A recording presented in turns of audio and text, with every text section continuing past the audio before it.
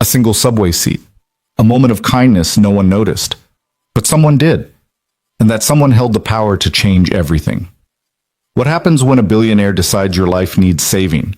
When generosity becomes control and help becomes something darker? One exhausted father is about to discover that the most dangerous gifts come wrapped in good intentions. This is the story of Ethan Brooks, a man who lost everything but his dignity and the woman whose wealth couldn't buy what he had. Stay until the end, hit that like button, drop a comment with your city so I can see how far this story travels. The fluorescent lights of the downtown subway station flickered with their usual arrhythmic pulse, casting sickly shadows across the cracked tile floor. It was 6:47 p.m. on a Tuesday, that dead zone between the office exodus and the evening shift change when the trains ran just full enough to be uncomfortable but not quite packed enough to justify the discomfort. The platform smelled of brake dust, old coffee, and that particular urban musk that came from too many bodies passing through too small a space for too many years. Ethan Brooks stood near the yellow safety line, his daughter Maya's small hand tucked firmly in his own. She was 6 years old, gap-toothed, with dark curls that refused to be tamed no matter how carefully he brushed them each morning. Right now, those curls were partially hidden beneath a purple knit cap, handmade by a neighbor 2 Christmases ago, already showing wear at the edges but still Maya's favorite thing in the world. "Daddy, my feet hurt," Maya said, not whining exactly, just stating a fact the way children do when they trust the adult beside them to acknowledge their reality. "I know, sweetheart. Just a few more stops, then home. Mrs. Chen is making soup tonight, remember? She said she'd save us some." Maya's face brightened at that. Mrs. Chen's soup was legendary in their building, a rotating cast of ingredients that somehow always tasted like comfort, like someone gave a damn whether you'd eaten that day. The train arrived with a hydraulic sigh and a screech of metal that set Ethan's teeth on edge. The doors opened, releasing a wave of commuters who moved with the dead-eyed efficiency of people who'd made this journey 1,000 times before. Ethan waited for the flow to reverse, then stepped aboard, guiding Maya ahead of him, his hand never leaving her shoulder. The car was fuller than he'd hoped, every seat occupied, the standing room already claimed by those who'd boarded at earlier stops. Ethan positioned himself near a pole, pulling Maya in front of him so she could hold on with both hands. She barely reached the lower grip, had to stand on her tiptoes to get a proper hold. "I've got you," Ethan murmured, bracketing her with his arms as the train lurched into motion. His backpack, canvas, 15 years old, held together by determination and duct tape, pressed against his spine. Inside, Maya's library books, his work thermos, a Tupperware container with the remains of the lunch he'd packed at 5:30 that morning. Also inside, 3 bills he'd picked up from the mailbox that he hadn't opened yet because he already knew what they said and didn't need the specific numbers to ruin his evening before it had even started. The train settled into its rhythm, that particular rocking motion that could lull you half to sleep if you let it. Ethan didn't let it. He'd learned years ago to stay alert, to track the faces around him, not out of paranoia but out of the simple calculus of single parenthood. He was Maya's everything, which meant he couldn't afford to be caught off guard.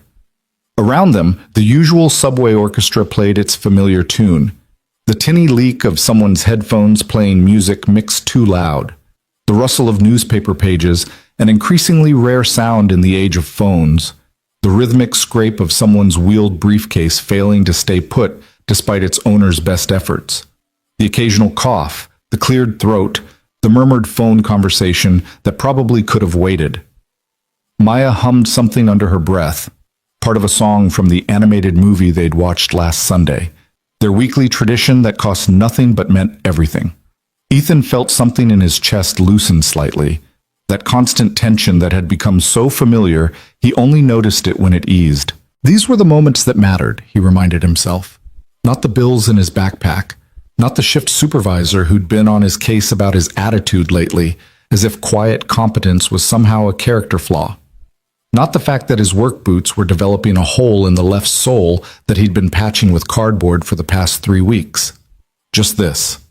His daughter, safe, humming, her hand wrapped around the pole with complete trust that he'd keep her steady. The train pulled into the next station, Lexington Avenue, the platform even more crowded than the last. The doors opened to a wall of waiting passengers, all of them wearing that particular expression of grim determination that came from knowing you were about to force your body into a space that logic suggested could not accommodate one more human being. Somehow, physics bent. They boarded. Among them was a woman in her mid-50s, though she carried herself with a weariness that added years to her appearance. She wore an expensive coat. Ethan had spent enough time in the background of wealthy people's lives to recognize quality when he saw it, but it hung on her frame in a way that suggested she'd bought it in a different season of her life, when things fit better. Her hair was pulled back severely, her face carefully composed into that mask of controlled exhaustion worn by people who couldn't afford to show weakness in public. She stepped into the car, her eyes scanning for what everyone searched for: a seat, any seat, just somewhere to stop holding yourself up for a few minutes. There were none. Ethan watched her shoulders drop almost imperceptibly, that micro-expression of defeat that flickered across her face before she locked it down again. She moved deeper into the car, found a position near another pole, and wrapped her fingers around the metal with the careful grip of someone whose hands hurt. The train lurched forward again. Maya's humming continued, oblivious to the small human dramas unfolding in every square foot of the subway car. Ethan found himself watching the woman peripherally, something in her exhaustion resonating with his own in a way he couldn't quite name. Not attraction. He'd sealed that part of himself off when Jennifer died, packed it away in the same mental storage where he kept all the other things he couldn't afford to feel. But recognition, maybe. The acknowledgement that they were both running on fumes, both pretending to have more left in the tank than they actually did. 3 stops passed. The woman's grip on the pole adjusted slightly with each lurch of the train, her body swaying in that way that suggested her legs were having an argument with her spine about who should bear the burden of keeping her upright. At the 4th stop, 2 seats opened simultaneously as a couple stood to exit. There was a brief moment, maybe half a second, when the car's population did that collective calculus about who deserved those seats more, who'd claim them fastest, whether anyone would actually make a move. Ethan was closer to one of them, close enough that Maya could have slid into it easily, could have rested those feet that she'd told him hurt 45 minutes ago. He looked at the woman by the pole, looked at Maya, looked back at the woman. "Come on, Maya Bird," he said softly, using the nickname that had somehow stuck since she was 2. "Let's move down a bit." "But Daddy," Maya started, because she was 6 and could absolutely see the empty seat right there, could feel how much her feet hurt, could sense that her father was choosing something that didn't make immediate sense. "Trust me, sweetheart." Maya, who'd been raised on trust because it was the only currency Ethan had in abundance, nodded. Ethan caught the woman's eye, jerked his head slightly toward the seat. For a moment she didn't understand, or didn't believe. People didn't give up seats in New York, not really, not unless you were obviously pregnant or visibly disabled or so old that watching you stand felt like witnessing an act of cruelty. "Please," Ethan said, the single word cutting through the subway noise. "You look like you need it more than we do." Something shifted in the woman's face, a crack in that careful composure. Not gratitude exactly, though there was that too. Something deeper, more primal. The shock of being seen not as important or powerful or worthy of deference for any reason other than simple human need. She moved toward the seat, each step measured. "Thank you," she said, her voice rougher than he'd expected, like it had traveled through thorns to reach her mouth. "You don't—" "Thank you." Ethan just nodded, already guiding Maya further down the car to where another pole offered purchase. He didn't think about it, didn't pause to congratulate himself on being a good person or teaching his daughter a valuable lesson. It was just what you did. If you'd been raised right, if you remembered that everyone was fighting battles you couldn't see. The woman sank into the seat with a small, involuntary sound. Relief, or pain, or both. Ethan deliberately didn't look.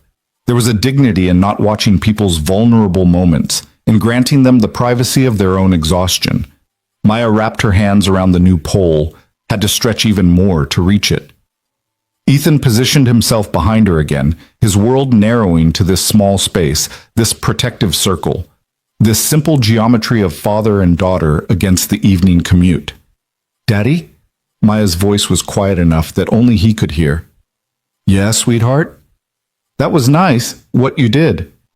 Ethan felt something warm and painful bloom in his chest, the complicated cocktail of pride and sorrow that came with raising a child alone. Pride that she'd noticed, that at 6 years old she was already learning to see kindness as worth remarking upon. Sorrow that she had to learn these lessons in subway cars because there was no other classroom available, no protected childhood space where morality could be taught in the abstract rather than the concrete. Just trying to be the kind of person worth knowing, he said, which was something Jennifer used to say back when she was alive, back when they'd had those late-night talks about what kind of parents they wanted to be. The train swayed. The evening pressed forward.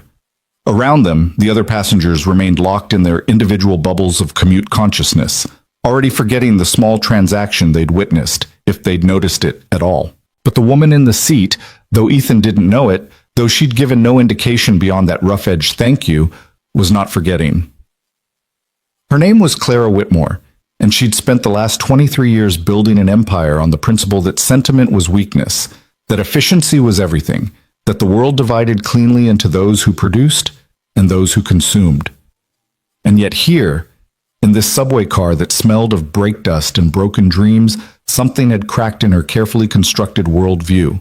Not broken, not yet. Just cracked. Just enough to let in a sliver of uncomfortable light. She sat in that seat Ethan had given her, her expensive coat creasing beneath her, and felt something she hadn't experienced in years. The simple, devastating gift of being treated as human rather than important. They would not speak again, would not exchange names or numbers or any of the social pleasantries that usually marked encounters between strangers. In another minute, Ethan and Maya would exit at their stop, 125th Street, where the buildings were older and the streets were louder and the rent was almost manageable if you didn't need luxuries like consistent heat or hot water. Claire would ride another 8 stops to her penthouse in Tribeca, where the windows overlooked the Hudson, and the silence was so complete you could hear your own thoughts echoing back at you. They would part as strangers. The train would swallow the moment, digest it, excrete it into the great mass of forgotten urban interactions that happen 10,000 times a day in a city of 8 million souls. Except that some moments refuse to be forgotten, no matter how small they seem. Some acts of kindness lodge themselves in the complicated machinery of a person's consciousness and begin, slowly, inexorably, to change the gear's rotation. Clara Whitmore would go home that night and pour herself the expensive scotch she always poured, would stand at her floor-to-ceiling windows overlooking the city she'd conquered, and would find herself unable to stop thinking about a man who'd given up a seat. Not because he wanted something, not because he recognized her, she was reasonably certain he hadn't. Her face was famous in certain circles, but the subway wasn't one of them. Because he'd simply seen someone who needed to sit down and had made space for that need. The thought would keep her awake long past her usual bedtime, would follow her into the next day's board meeting where she'd find herself distracted during a presentation on quarterly earnings, wondering about the man with the daughter, about what kind of life produced that reflexive kindness. But that was later. For now, in this moment, Ethan Brooks stood on a moving train with his daughter's hands wrapped around a pole, his backpack heavy with unpaid bills, his boots developing a hole he didn't have the money to fix. 2 more stops, he said to Maya, checking the map above the door more out of habit than need. He knew this route the way he knew his own breathing, unconsciously, perfectly, with the deep knowledge that came from repetition and necessity. Maya nodded, her humming returning, some snippet of melody from a movie about princesses and magic and happy endings. Ethan didn't have the heart to tell her that real life didn't work that way, that magic was just another name for luck, and luck was a commodity in shorter supply than subway seats during rush hour. Instead, he just held on to the pole, kept his daughter steady, and counted down the minutes until they could climb the stairs back to street level, back to their 4th-floor walk-up, back to Mrs. Chen's soup and the evening routine that kept chaos at bay. The train pulled into 125th Street. Ethan guided Maya toward the doors, his hand on her shoulder, his body angled to shield her from the press of boarding passengers. They stepped onto the platform together, were immediately swallowed by the crowd, just 2 more anonymous figures in the endless stream of New Yorkers making their way home. Behind them, still seated, Clara Whitmore watched them go. Watched the man's hand never leave his daughter's shoulder, watched the daughter's complete trust in that guidance, watched them disappear into the human river that flowed toward the stairs. The doors closed. The train moved on. And in that moment, though neither of them knew it, though the universe gave no indication that anything significant had occurred, two trajectories had begun to intersect. Not collide, not yet, just intersect, drawn together by the strange gravity that sometimes pulls people toward each other for reasons that won't become clear until much, much later. Ethan and Maya climbed the stairs from the subway platform, each step a small negotiation between momentum and exhaustion. The evening air hit them, cold enough to bite, thick with the smell of roasting nuts from a street vendor and the diesel exhaust of a bus pulling away from the curb. "Can we get nuts?" Maya asked, not because she was particularly hungry, but because the question was part of their ritual, asked and answered the same way every Tuesday. "Next week, maybe," Ethan said, which was what he always said, which they both knew meant no but sounded gentler than no, left room for hope, even when hope was in short supply. They walked the 4 blocks to their building, past the bodega with the cat that slept in the window, past the church with the sign that hadn't been updated in 6 months, past the lot that had been under development for 3 years and showed no signs of developing into anything other than a place where wind-blown trash gathered in the corners. Their building was pre-war, which was real estate speak for old and probably has asbestos somewhere. 6 stories, brick facade that might have been handsome once, but now just looked tired. Fire escape zigzagging down the front like a scar. The front door required a specific jiggle of the key and a firm shoulder against the warped wood. Ethan had the technique down. The lobby, if you could call it that, smelled of radiator steam and someone's dinner, something with garlic and tomato. The elevator had been broken for 8 months. The landlord kept promising to fix it. Everyone had stopped believing him around month 3. They climbed. Maya counted the steps out loud until she got to 37, then switched to humming again, because counting was boring and humming was not. Ethan's knees protested around the second-floor landing. That particular ache that came from 8-hour shifts doing maintenance work at the Grandview Hotel downtown, where rich people complained that their rooms were too cold or too hot, or the towels weren't soft enough, as if the universe owed them perpetual comfort. 4th floor. Apartment 4C. Home. Ethan unlocked the 3 different locks, deadbolt, chain, and the knob lock that didn't actually work, but he kept locked anyway out of habit. The door swung open to reveal their tiny kingdom, a railroad apartment carved out of what had probably once been a single large room. Living room that flowed into Maya's bedroom, that flowed into Ethan's bedroom, that flowed into a kitchen barely large enough for one person to turn around in. But it was clean. That was non-negotiable. Ethan might not be able to afford much, but he could afford soap and elbow grease, could make sure that their small space didn't become squalid, didn't succumb to the entropy that poverty invited. "Homework first, then dinner," Ethan said, shrugging off his backpack, wincing slightly as the motion pulled at the muscle in his shoulder that had been bothering him for 2 weeks now. "Do I have to?" Maya asked, but she was already dropping her own backpack by the small desk they'd set up in the corner of her room. A door balanced on milk crates, functional if not elegant. "Education's important, Maya Bird. It's the one thing nobody can take from you once you've got it."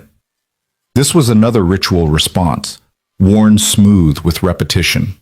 Jennifer had said it first, back when they'd both believed that hard work and good intentions were enough to build a life on. She'd been a teacher, had believed in education the way some people believed in God, as a force of redemption, a ladder out of whatever whole circumstance had dropped you into.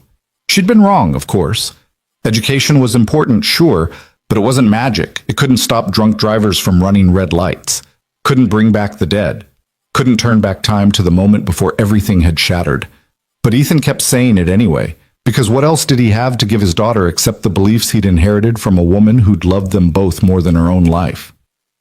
Maya pulled out her homework folder, spelling words this week, 20 of them, each one to be written 5 times. Tedious work, but necessary. Ethan had learned that education at this level was mostly about building tolerance for tedium, for following instructions, for doing what you were told even when it seemed pointless. He moved into the kitchen, such as it was, opened the cabinet above the sink, surveyed their options. Rice, definitely. A can of beans. Some frozen vegetables that were probably still good, though the bag had that frostbitten look that suggested they'd been in the freezer longer than optimal. Mrs. Chen's soup would help. She was on the second floor, had lived in this building for 30 years, had watched the neighborhood change and change back and change again. She'd known Jennifer, had cried at the funeral, had quietly adopted Ethan and Maya into her circle of care in the way that some people did, that network of mutual support that developed in buildings like this, where everyone was struggling and so everyone understood. There was a knock at the door, soft, 3 taps. That was Mrs. Chen's signature. Ethan opened up. Mrs. Chen stood there, tiny and wrinkled and indomitable, holding a container of soup that was still steaming. "I made too much," she said, which was what she always said, which was transparently untrue but allowed everyone to maintain dignity. "You help me, okay? I cannot eat all this." "Thank you, Mrs. Chen," Ethan said, accepting the container with both hands. The warmth of it seeped through the plastic into his palms, a small comfort that was larger than its size. "Maya doing homework?" "Yes, ma'am." "Good girl. Smart girl." Mrs. Chen peered past him into the apartment, as if checking to make sure everything was in order, that Ethan was holding things together. Satisfied with whatever she saw, she nodded. "You working tomorrow?" "Every day this week." "You look tired." Ethan almost laughed at that. Tired was his baseline now, the default setting of his existence. "I'm okay." Mrs. Chen's expression suggested she didn't believe him, but she didn't push. That was the thing about Mrs. Chen. She helped, but she didn't pry. She understood the delicate balance between support and intrusion, knew instinctively where that line fell. "You need anything, you knock, okay?" She was already retreating toward the stairs, moving with the careful deliberation of someone whose bones ached, but whose spirit refused to acknowledge it. "Thank you," Ethan said again, because there weren't enough ways to say thank you, weren't enough words to encompass the gratitude he felt toward the people like Mrs. Chen, who kept him and Maya afloat. He closed the door, carried the soup to the kitchen, began the familiar choreography of preparing dinner. Rice in the cooker. Soup reheated on the stove. Frozen vegetables microwaved. It wasn't elaborate, but it was hot, and it was nutritious, and it would fill their stomachs for another night. In her room, Maya worked through her spelling words with the intense concentration that 6-year-olds brought to tasks they took seriously. Ethan could hear her muttering under her breath, sounding out syllables, her pencil scratching against the paper. He pulled the bills from his backpack while the soup heated. Might as well face them now, get it over with. 3 envelopes, electric, medical, and something from Maya's school about the spring trip to the science museum. Electric, past due. Threatening disconnection if not paid within 10 days. Medical, still climbing from Jennifer's hospital stay 3 years ago, that nightmare of bills that seemed to multiply like cancer cells, metastasizing through his financial life. School trip, $45, which might as well have been $400 for all the likelihood he had of pulling it together. Ethan set the bills aside, face down, as if not looking at them would somehow make them less real. He'd figure it out.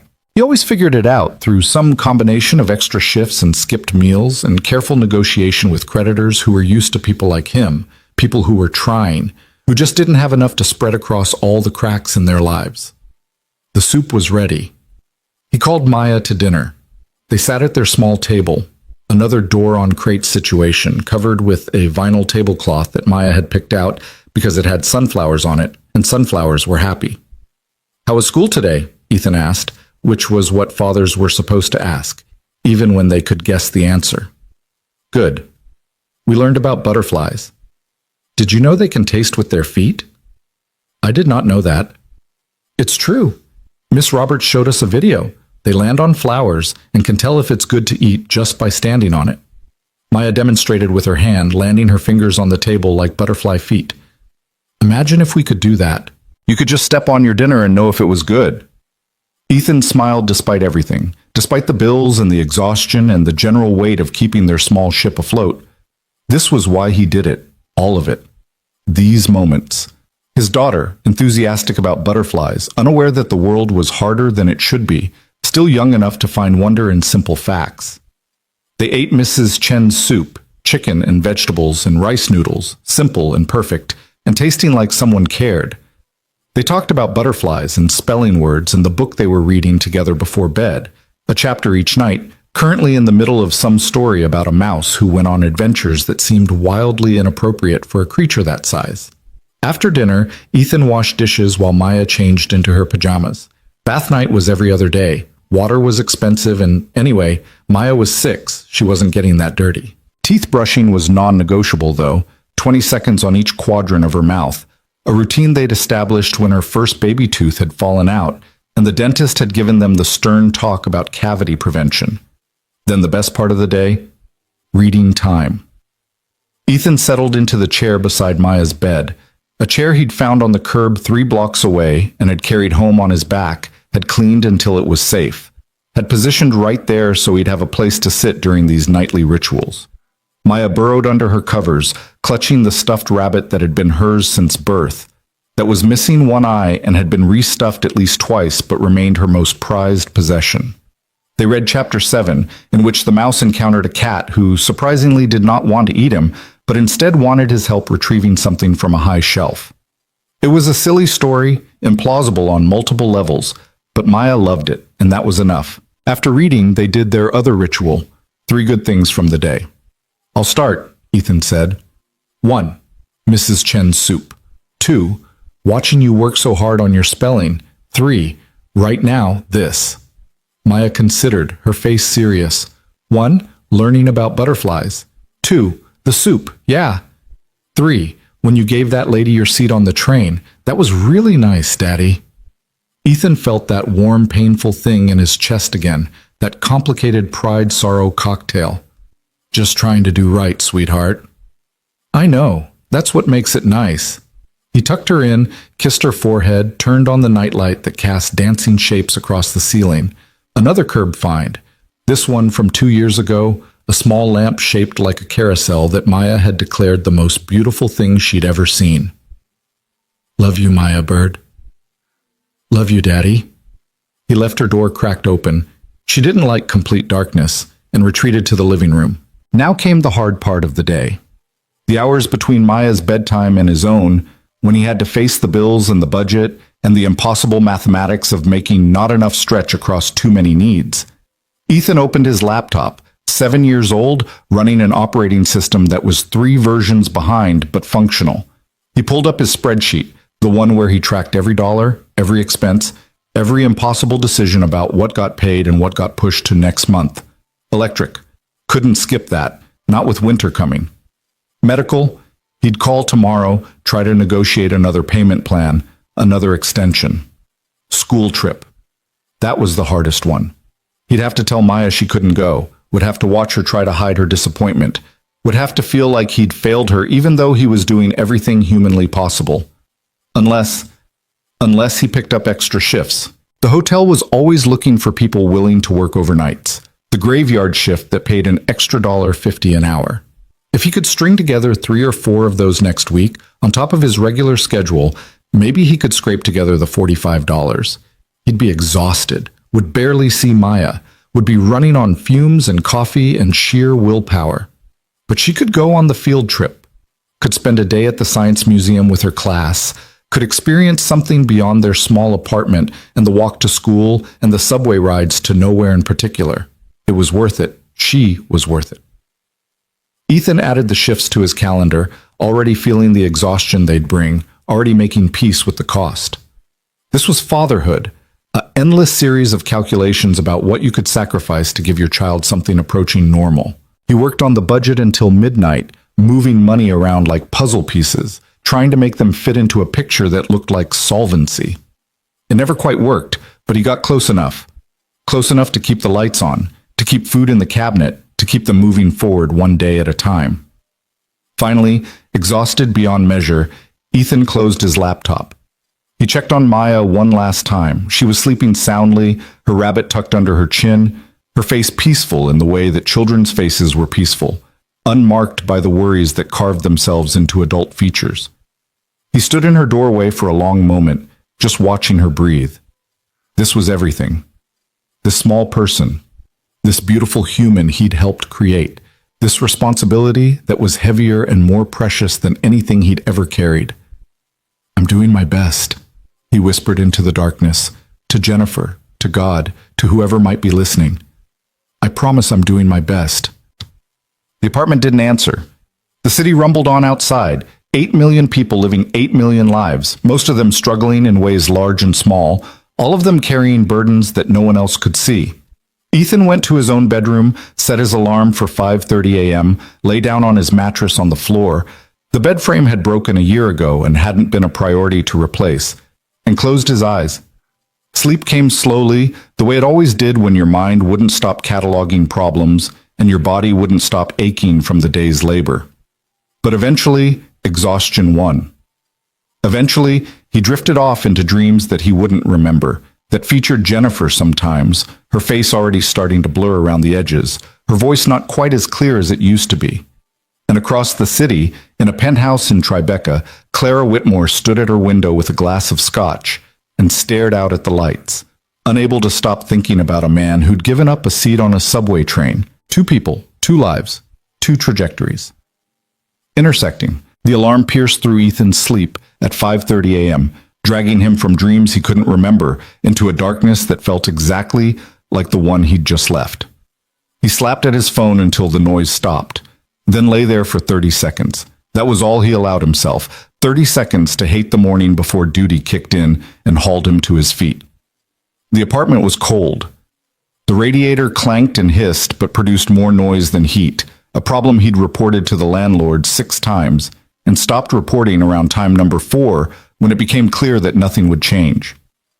Ethan pulled on his work clothes in the dark, moving quietly so as not to wake Maya.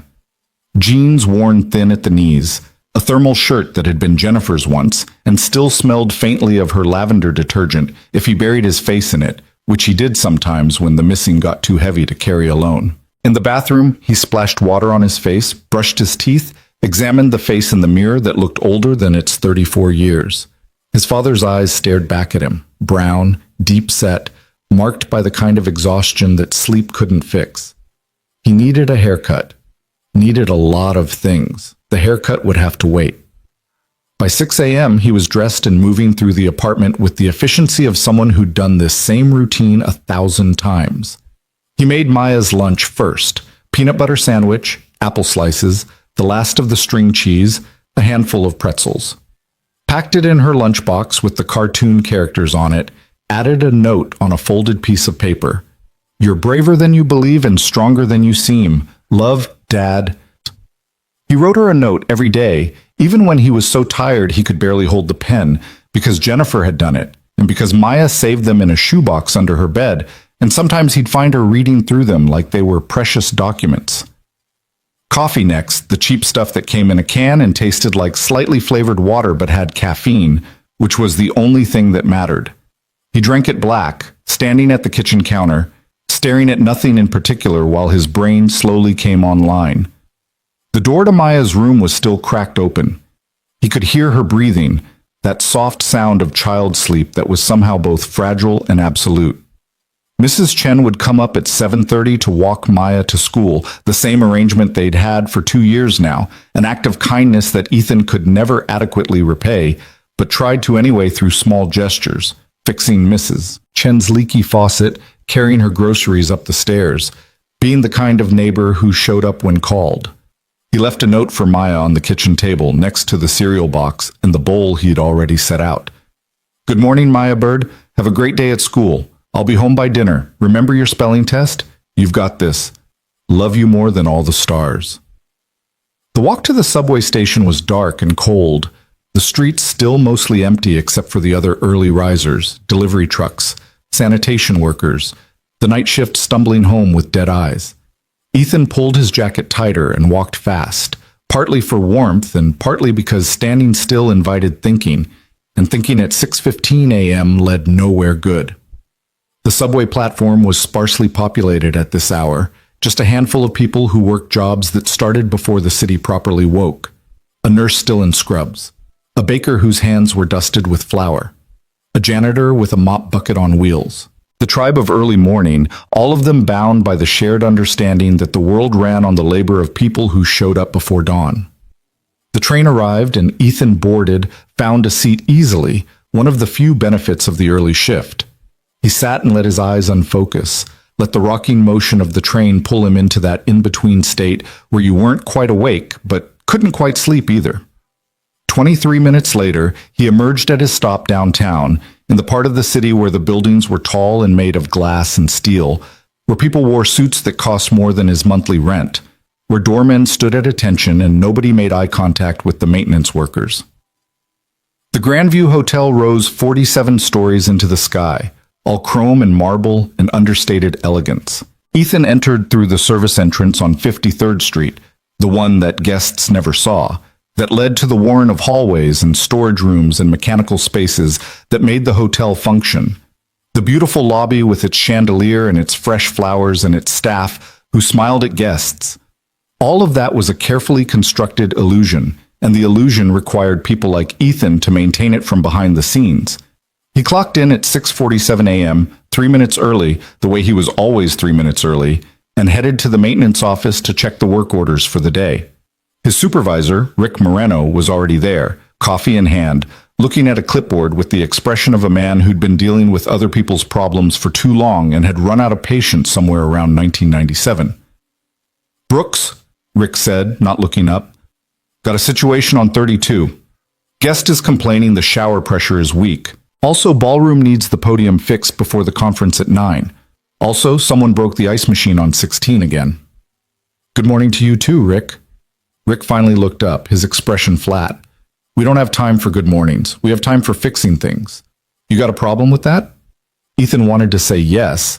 He had lots of problems with that. With the way Rick talked to him like he was disposable. With the way the hotel treated its maintenance staff like they were invisible, except when something needed fixing. But he'd learned years ago that talking back didn't change anything except your employment status. And he couldn't afford to lose this job, couldn't afford the luxury of pride when pride didn't pay for Maya's field trip. "No problem," Ethan said quietly. "I'll start with the shower." He gathered his tools and headed for the service elevator, the one that was slower and older and smelled faintly of industrial cleaner. Up to the 32nd floor, where the rooms cost $600 a night and the guests left their towels on the floor because they knew someone else would pick them up. The shower pressure was an easy fix, just a clogged aerator, 10 minutes of work. The guest wasn't in the room, which was a relief. Ethan preferred working when guests weren't around, when he could just do his job without having to navigate the complicated social dynamics of being the help, of being present but not too present, helpful but not too familiar, efficient but invisible. He fixed the shower, tested the pressure, cleaned up after himself. Left the bathroom exactly as he'd found it, except for the now functional shower. Nobody would thank him for this. Nobody would even notice unless he'd failed to fix it. That was the nature of maintenance work. You were only visible when things went wrong. The rest of the morning passed in a blur of small repairs and minor emergencies. The podium in the ballroom had a wobbly leg, fixed with some wood glue and a strategic shim. The ice machine had been overfilled and flooded, requiring 20 minutes with a mop and bucket. A toilet on the 18th floor was running, wasting water, the sound of it apparently offensive to a guest who'd left a scathing note at the front desk about the hotel's lack of attention to detail. By noon, Ethan's back ached and his knee throbbed, and he'd consumed enough bad coffee to fuel a small generator. He took his lunch break in the maintenance office, eating the sandwich he'd packed at home. Just peanut butter, the same thing he'd made for Maya, efficiency over variety. Around him, other maintenance workers did the same. A small community of people who kept the hotel running and were rewarded with minimum wage plus $1, no benefits, and the constant awareness that they could be replaced tomorrow.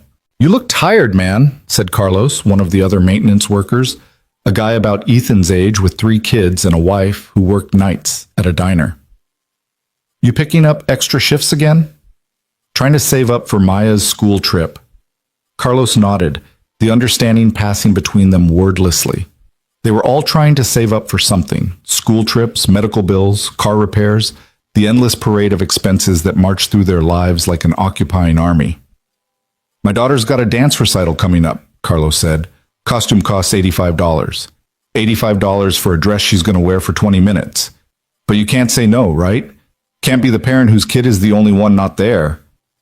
Can't say no, Ethan agreed, though the words tasted bitter. Because actually, you could say no. You said no all the time when you were poor. No to new clothes. No to birthday parties that required gifts. No to pizza delivery. No to the movies. No to 1,000 small things that added up to a childhood that was narrower than it should be. The afternoon shift was worse than the morning. Something about the post-lunch slump combined with the accumulation of minor injuries and indignities that came with physical labor. A radiator on the 25th floor was making a noise like a dying animal. A guest had somehow broken the safety latch on their door and was now locked in their room, panicking on the phone to the front desk. A pipe in the basement was leaking, not badly enough to be an emergency, but steadily enough to require attention. Ethan moved through it all with mechanical efficiency, his body on autopilot, his mind mostly elsewhere. Thinking about Maya's spelling test, whether she'd remember to study. Thinking about the electric bill and whether he could negotiate another week. Thinking about nothing in particular, just the static white noise of exhaustion. At 3:30 p.m. his phone buzzed, a text from Mrs. Chen. Maya home safe. She got 100 on spelling test. Very proud. Ethan felt something loosen in his chest, that constant tension that came with being a single parent, with knowing that your child was out in the world and you couldn't protect them from everything. He texted back, "Thank you, Mrs. Chen. You're the best." 3 dots appeared, disappeared, appeared again. Then, "You are good father. She is lucky girl."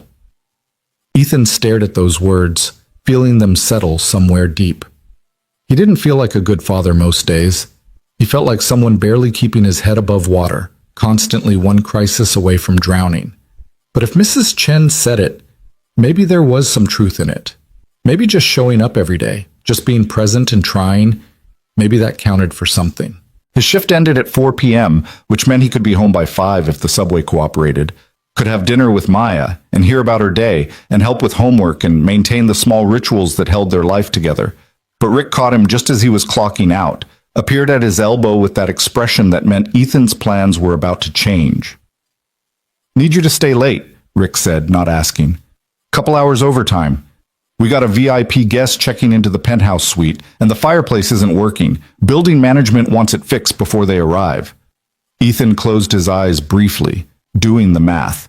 2 hours overtime meant time and a half, meant extra money he desperately needed. But it also meant not being home for dinner, meant Maya eating with Mrs. Chen instead of him, meant missing bedtime and the reading and the 3 good things. "I need to call my daughter," Ethan said. Rick's expression suggested this was an inconvenience, but he nodded. "Make it quick." Ethan stepped into the hallway, dialed Mrs. Chen's number.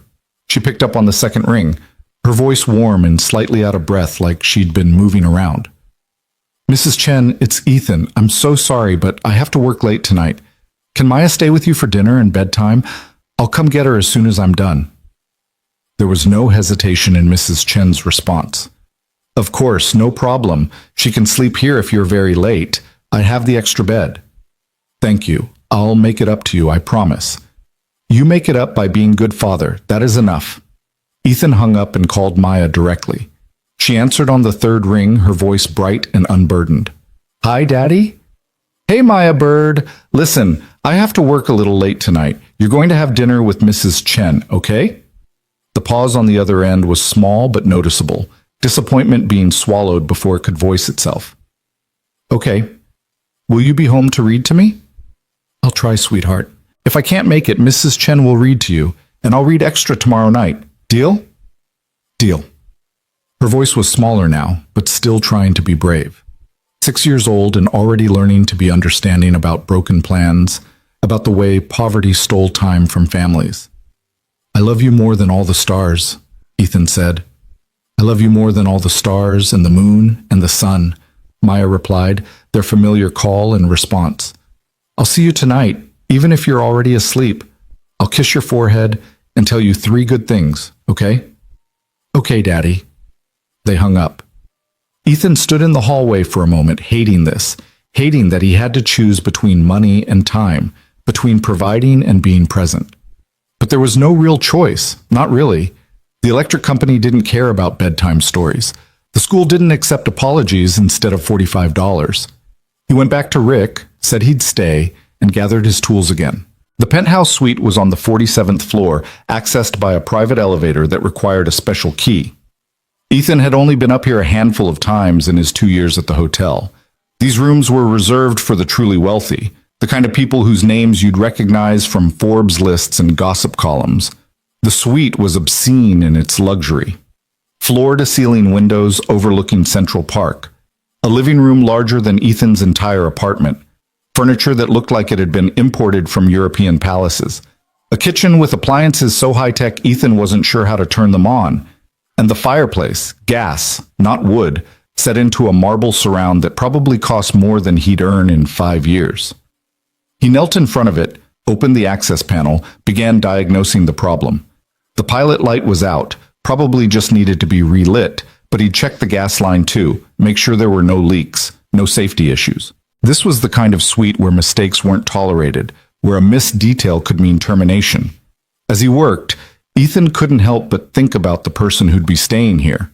What did you do to earn a life like this? What choices had they made that put them in a penthouse while he was on his knees fixing their fireplace? Was it talent, luck, ruthlessness, inheritance? Some combination of all four? Did they think about people like him at all? Or were maintenance workers just part of the invisible machinery that made their comfortable lives possible? The fireplace was an easy fix, just like the shower that morning. He relit the pilot, tested the ignition, made sure the flames distributed evenly across the ceramic logs. Beautiful, efficient, warm.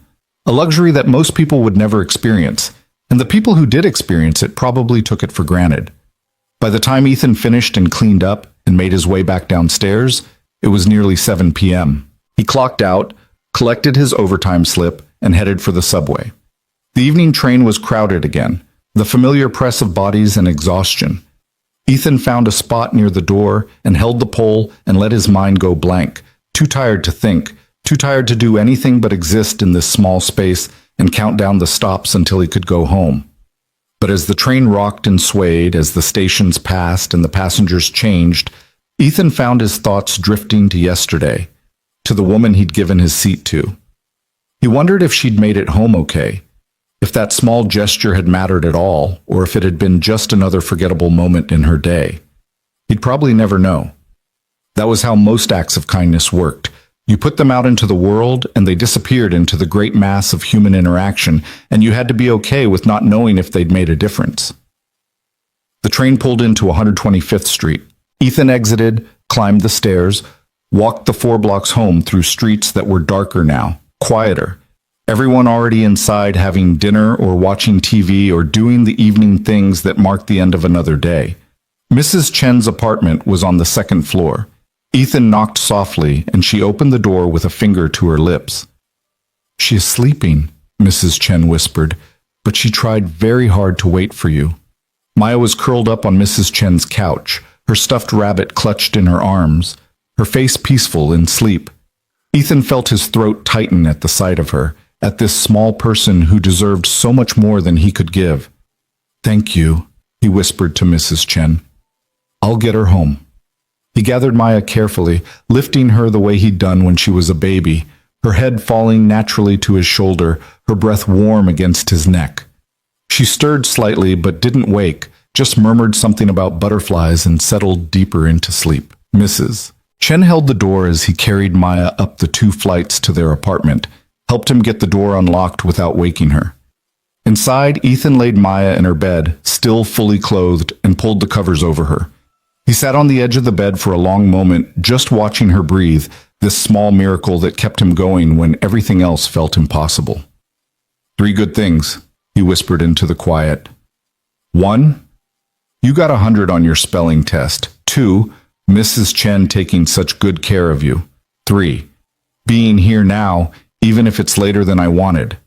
He kissed her forehead, breathing in the smell of her, strawberry shampoo and the slight sweat of childhood, and something indefinable that was just Maya. In the kitchen, he found a note in Maya's handwriting, careful block letters.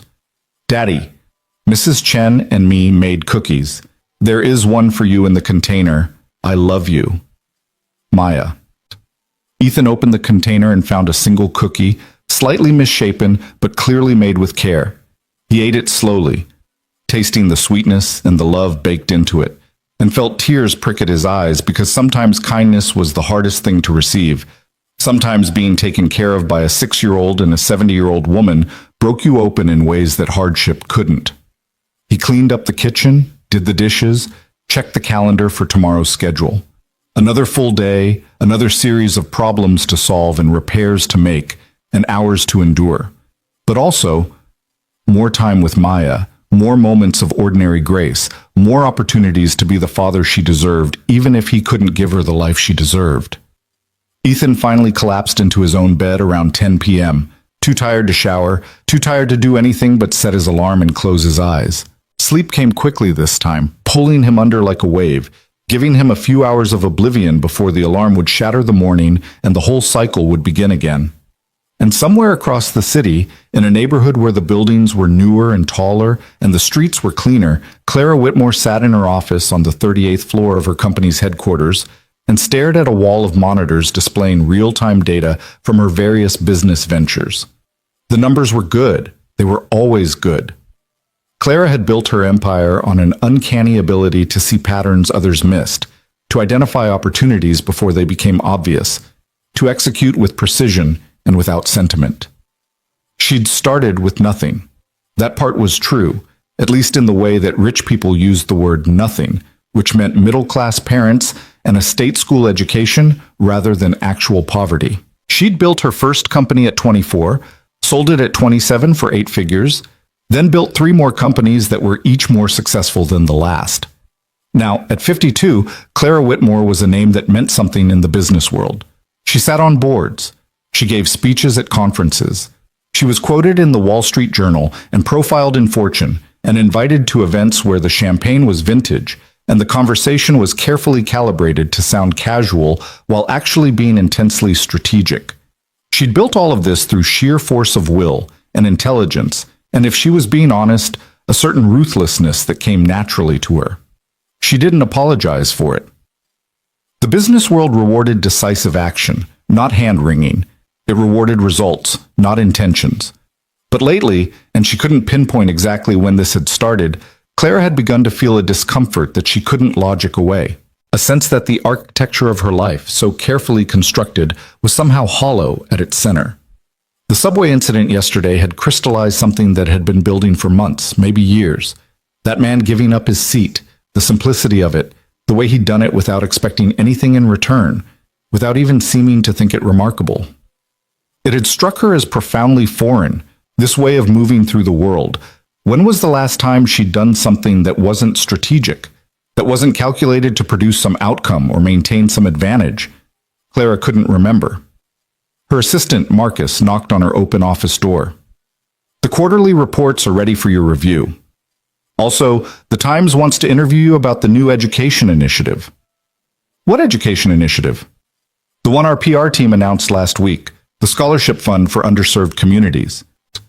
Clara vaguely remembered signing off on that, one of a dozen initiatives her team had proposed as part of their corporate social responsibility strategy. Good optics, tax deductible, minimal actual involvement required on her part beyond the initial approval. "Tell them I'm not available," Clara said.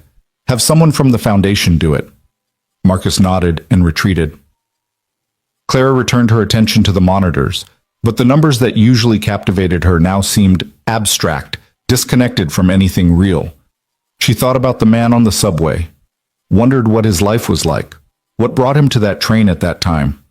He'd had a daughter with him, young, maybe 6 or 7. They'd moved with the easy coordination of people who'd developed routines out of necessity, who'd learned to navigate a difficult world together. What did that feel like, Clara wondered? To have someone depend on you that completely. To build a life around care rather than acquisition. She'd never had children, had never wanted them, or at least had told herself she didn't want them, which amounted to the same thing after a certain point. Her companies were her legacy, her empire was her offspring. She'd built something that would outlast her, that would bear her name long after she was gone. But would anyone miss her? Would anyone remember her as someone who'd made their life better in some small human way? The thought was unwelcome, almost frightening in its implications. Clara pushed back from her desk, poured herself 2 fingers of the scotch she kept in her office for late nights and difficult decisions, and stood at her window looking out over the city. Somewhere down there, in those thousands of buildings, millions of people were living lives she couldn't imagine. Getting up early to work jobs that didn't pay enough, raising children in apartments that were too small, making impossible choices about which bills to pay and which to let slide, giving up subway seats without thinking twice about it. Clara had insulated herself from that world so thoroughly that it might as well not exist. She hadn't ridden public transit in years except for yesterday, when her car service had canceled last minute and she'd been running late. She didn't know what groceries cost, didn't know what rent was like in normal neighborhoods, didn't know the small mathematics of scarcity that governed most people's lives. She'd thought this distance was a good thing, evidence of her success. Now she wondered if it was evidence of something else entirely. Her phone buzzed with a text from her executive assistant. Reminder, gala tomorrow night. Car will pick you up at 7. Right, the annual charity gala, the one where wealthy people paid $5,000 a plate to feel good about themselves while eating mediocre chicken and listening to speeches about making a difference. Clara had sponsored a table, would attend because it was expected, would write a check large enough to be noticed, but not so large that it impacted her bottom line. It was all performance, she realized. All of it. The gala, the scholarship fund, the speeches about giving back. None of it required her to actually engage with the problems she claimed to care about. None of it brought her into contact with the people she was supposedly helping. None of it looked anything like a man giving up his subway seat because someone else needed it more. Clara finished her scotch and made a decision, the kind of snap decision she usually reserved for business opportunities. She was going to find that man. Not to thank him, that felt insufficient, almost insulting, but to understand him, to see what a life built on kindness rather than calculation actually looked like. She opened her laptop and began searching through subway surveillance footage, a breach of privacy she justified to herself as research, as trying to understand something important. It took 3 hours and several phone calls to people who owed her favors, but eventually she had what she needed: a partial face, a location, a rough trajectory. It wasn't much, but Clara Whitmore had built an empire on less. She'd find him, would figure out his story, would... what? She wasn't entirely sure, but for the first time in years she felt something like genuine curiosity rather than strategic interest. By the time Clara left her office, it was nearly midnight. The city was quieter now, the streets mostly empty except for late-night workers and people who had nowhere else to be. Her driver took her home to her penthouse in Tribeca, the one with floor-to-ceiling windows and furniture that had been featured in design magazines and silence so complete it felt like a presence. She poured another scotch, stood at those windows, and looked out at the city she'd conquered. Down there somewhere, a man was probably asleep in an apartment she couldn't imagine, dreaming dreams she couldn't fathom, living a life that had somehow become more interesting to her than her own. Clara raised her glass to the distant lights, to the anonymous millions living their complicated lives, to the man who'd given up his seat and unknowingly cracked something open in her carefully constructed world. She didn't know his name yet, didn't know that he was called Ethan Brooks, that he had a daughter named Maya, that he worked maintenance at a hotel she probably stayed at sometimes without noticing the people who made her comfort possible. She didn't know that her curiosity was about to change both their lives in ways neither of them could anticipate, that good intentions could become their own kind of violence, that the distance between helping and controlling was smaller and more dangerous than she'd ever imagined. All she knew, standing there in her expensive silence, was that something had shifted. The numbers on her monitors no longer felt like enough. The empire she'd built no longer felt like justification for the emptiness at its center. And somewhere in that realization was the seed of everything that would come next. The mistakes and the reckonings and the slow, painful discovery that power without wisdom was just another form of poverty. 3 weeks passed before Clara made her move. 3 weeks during which she assembled information the way other people collected stamps. She learned Ethan's name through hotel employment records, a simple phone call to her assistant who knew someone on the Grandview's management team, who pulled the maintenance roster without asking why. She learned about Maya through school enrollment databases that shouldn't have been accessible but were, if you knew the right people and had the right leverage. She learned about Jennifer's death through public records, about the medical debt through credit reports that cost $500 to access illegally, and nothing to her conscience because she told herself she was trying to help. By the end of those 3 weeks, Clara knew more about Ethan Brooks than most of his neighbors did. She knew he worked 50-hour weeks at slightly above minimum wage. She knew his rent was 2 months behind, kept current only through negotiations with a landlord who was more patient than most. She knew about the electric bill threatening disconnection, about the medical debt that had ballooned to $47,000, about the fact that Maya's school had a payment plan for families in need, and Ethan had signed up for it, paying $30 a month toward a balance that never seemed to decrease. What Clara didn't know, what all her research and money and access couldn't tell her, was what it felt like to live that life, to make those choices, to measure every decision against a scarcity so total that a $45 field trip became a mathematical problem requiring overtime and sacrifice. She thought she was learning about him. She was really just collecting data, and data without context was just another form of blindness. The call came on a Tuesday morning while Ethan was replacing a heating element in a commercial oven in the hotel's kitchen. His phone buzzed in his pocket, an unfamiliar number with a Manhattan area code. He almost didn't answer. Telemarketers and debt collectors were the usual source of unknown numbers, but something made him wipe his hands on his work pants and pick up. "Mr. Brooks?" The voice was female, professional, calibrated to sound friendly without actually being warm. "This is Jennifer Hastings from the Educational Advancement Foundation. Do you have a moment?" Ethan's first thought was that Maya had done something wrong at school, that this was some kind of formal notification. His stomach clenched. "Is my daughter okay?" "Oh yes, she's fine. This is actually about a wonderful opportunity. The foundation has selected Maya to receive a full scholarship for the remainder of her elementary education, covering all fees, supplies, and extracurricular activities. We were hoping to schedule a time to discuss the details with you." The words didn't make sense at first, like they were in the wrong order or a different language. Ethan set down his tools, moved out of the kitchen's noise, into the relative quiet of the service hallway. "I'm sorry, what?" Jennifer Hastings repeated herself with the patience of someone accustomed to delivering life-changing news to people who couldn't process it. "A scholarship, full coverage. Maya had been selected through a review process that evaluated both need and merit. And congratulations, Mr. Brooks. Your daughter's future just got significantly brighter." "I don't understand," Ethan said slowly.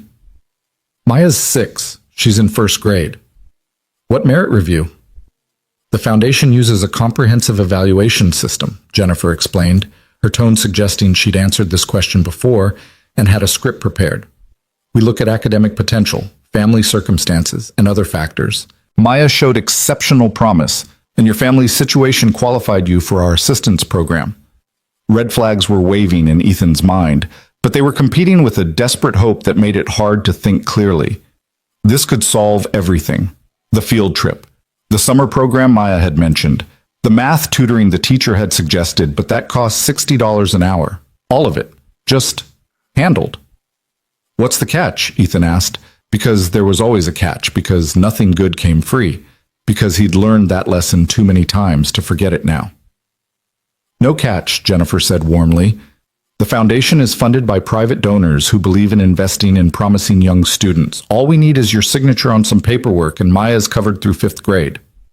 Ethan wanted to believe it, wanted it so badly that his chest hurt. But the voice in his head, the one that sounded like his father, pragmatic and suspicious, kept asking questions. Why Maya? Why now? Who were these donors, and what did they actually want? "Can I think about it?" Ethan asked. There was a pause on the other end, brief but noticeable. "Of course. Though I should mention that the foundation has limited resources, and if you decline, the scholarship would go to another deserving student. We'd need your answer by Friday." The manufactured scarcity wasn't lost on Ethan. He'd seen enough sales tactics to recognize one, but it worked anyway because the stakes were Maya's education, Maya's future, Maya's chance at something better than the life he could provide alone. "I'll call you back by Friday," Ethan said, and ended the call before he could be convinced of anything else. The rest of his shift passed in a fog. He went through the motions, fixed the oven, unclogged a drain, replaced light bulbs in the lobby, but his mind was elsewhere, turning over the scholarship offer like a Rubik's Cube he couldn't solve. It felt wrong somehow, but he couldn't articulate why. And maybe that was just his pride talking, his resistance to accepting help, even when help was desperately needed. That evening, after Maya was asleep, Ethan called the only person he trusted to give him straight advice, his brother Marcus, who lived in Philadelphia and worked as a paralegal and had always been better at seeing angles that Ethan missed. "It's probably legit," Marcus said after Ethan explained the situation. "There are foundations like this, wealthy people who want tax write-offs for charity. But here's what you do. You Google them, check their registration, see if they're a real nonprofit. Ask for references from other families they've helped. Don't sign anything until you've read every word, and I mean every word, of the contract." "You think it could be some kind of scam?" "I think free money is never actually free," Marcus said. "Either they want something from you, or they want to feel good about themselves, or both. Doesn't mean you shouldn't take it, but go in with your eyes open." That night, Ethan sat at his laptop and searched for the Educational Advancement Foundation. They had a professional website, a listed address in Midtown, testimonials from other families. Everything looked legitimate, but something still nagged at him, some instinct he couldn't name. He was still researching when his phone buzzed with a text from an unknown number. "Mr. Brooks, this is Clara Whitmore. I'm the primary donor for the foundation. I'd like to meet with you personally to discuss Maya's scholarship. Would you be available Thursday evening?" Ethan stared at the message, that nagging feeling crystallizing into something sharper. Clara Whitmore. The name meant nothing to him, but a quick search revealed everything. Billionaire entrepreneur, CEO of multiple companies, philanthropist, and now apparently personally invested in his daughter's education. "Why?" He texted back. "Why does a billionaire care about my daughter?" The response came quickly. "Because someone once showed me kindness when I needed it, and I'd like to pay it forward. Thursday, 7 p.m. at the Northside Diner on 125th? My treat." Ethan felt something cold settle in his stomach. The diner was 2 blocks from his apartment. She knew where he lived, knew his schedule well enough to suggest a time after his shift ended. This wasn't random. This wasn't some bureaucratic foundation making impersonal decisions based on merit reviews. This was personal, and he didn't understand why, and that scared him more than the debt or the disconnection notices or any of the other crises he'd learned to navigate. But he texted back, "I'll be there." Because he needed to know, because Maya's future hung in the balance, because sometimes you had to walk into situations that felt wrong to find out if they actually were. Thursday came faster than Ethan wanted it to. He worked his regular shift, came home to have dinner with Maya, helped her with homework, a worksheet about addition that she completed with the focused intensity of someone who took education seriously because her father had taught her it mattered.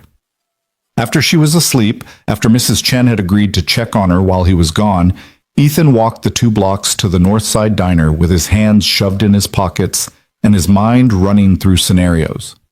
The diner was a neighborhood institution, the kind of place where the coffee was always hot, and the waitresses knew everyone's order, and the booths were cracked vinyl held together with duct tape. It was emphatically not the kind of place where billionaires usually ate, which was probably the point. Clara Whitmore sat in a corner booth, visible through the window before Ethan even entered. She was smaller than he'd expected from her photos online, dressed in jeans and a simple sweater that probably cost more than his monthly rent, but didn't advertise it. Her hair was pulled back, her face free of makeup, her expression carefully neutral. She saw him approaching and stood, extending her hand. "Mr. Brooks, thank you for meeting me." Ethan shook her hand briefly, slid into the booth across from her. "Let's skip the pleasantries. Why are you doing this?" Clara's composure flickered just for a second, surprise at his directness. Then she smiled slightly.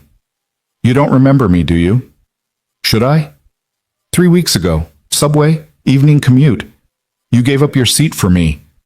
The memory surfaced slowly, the tired woman, the small gesture he'd already forgotten about.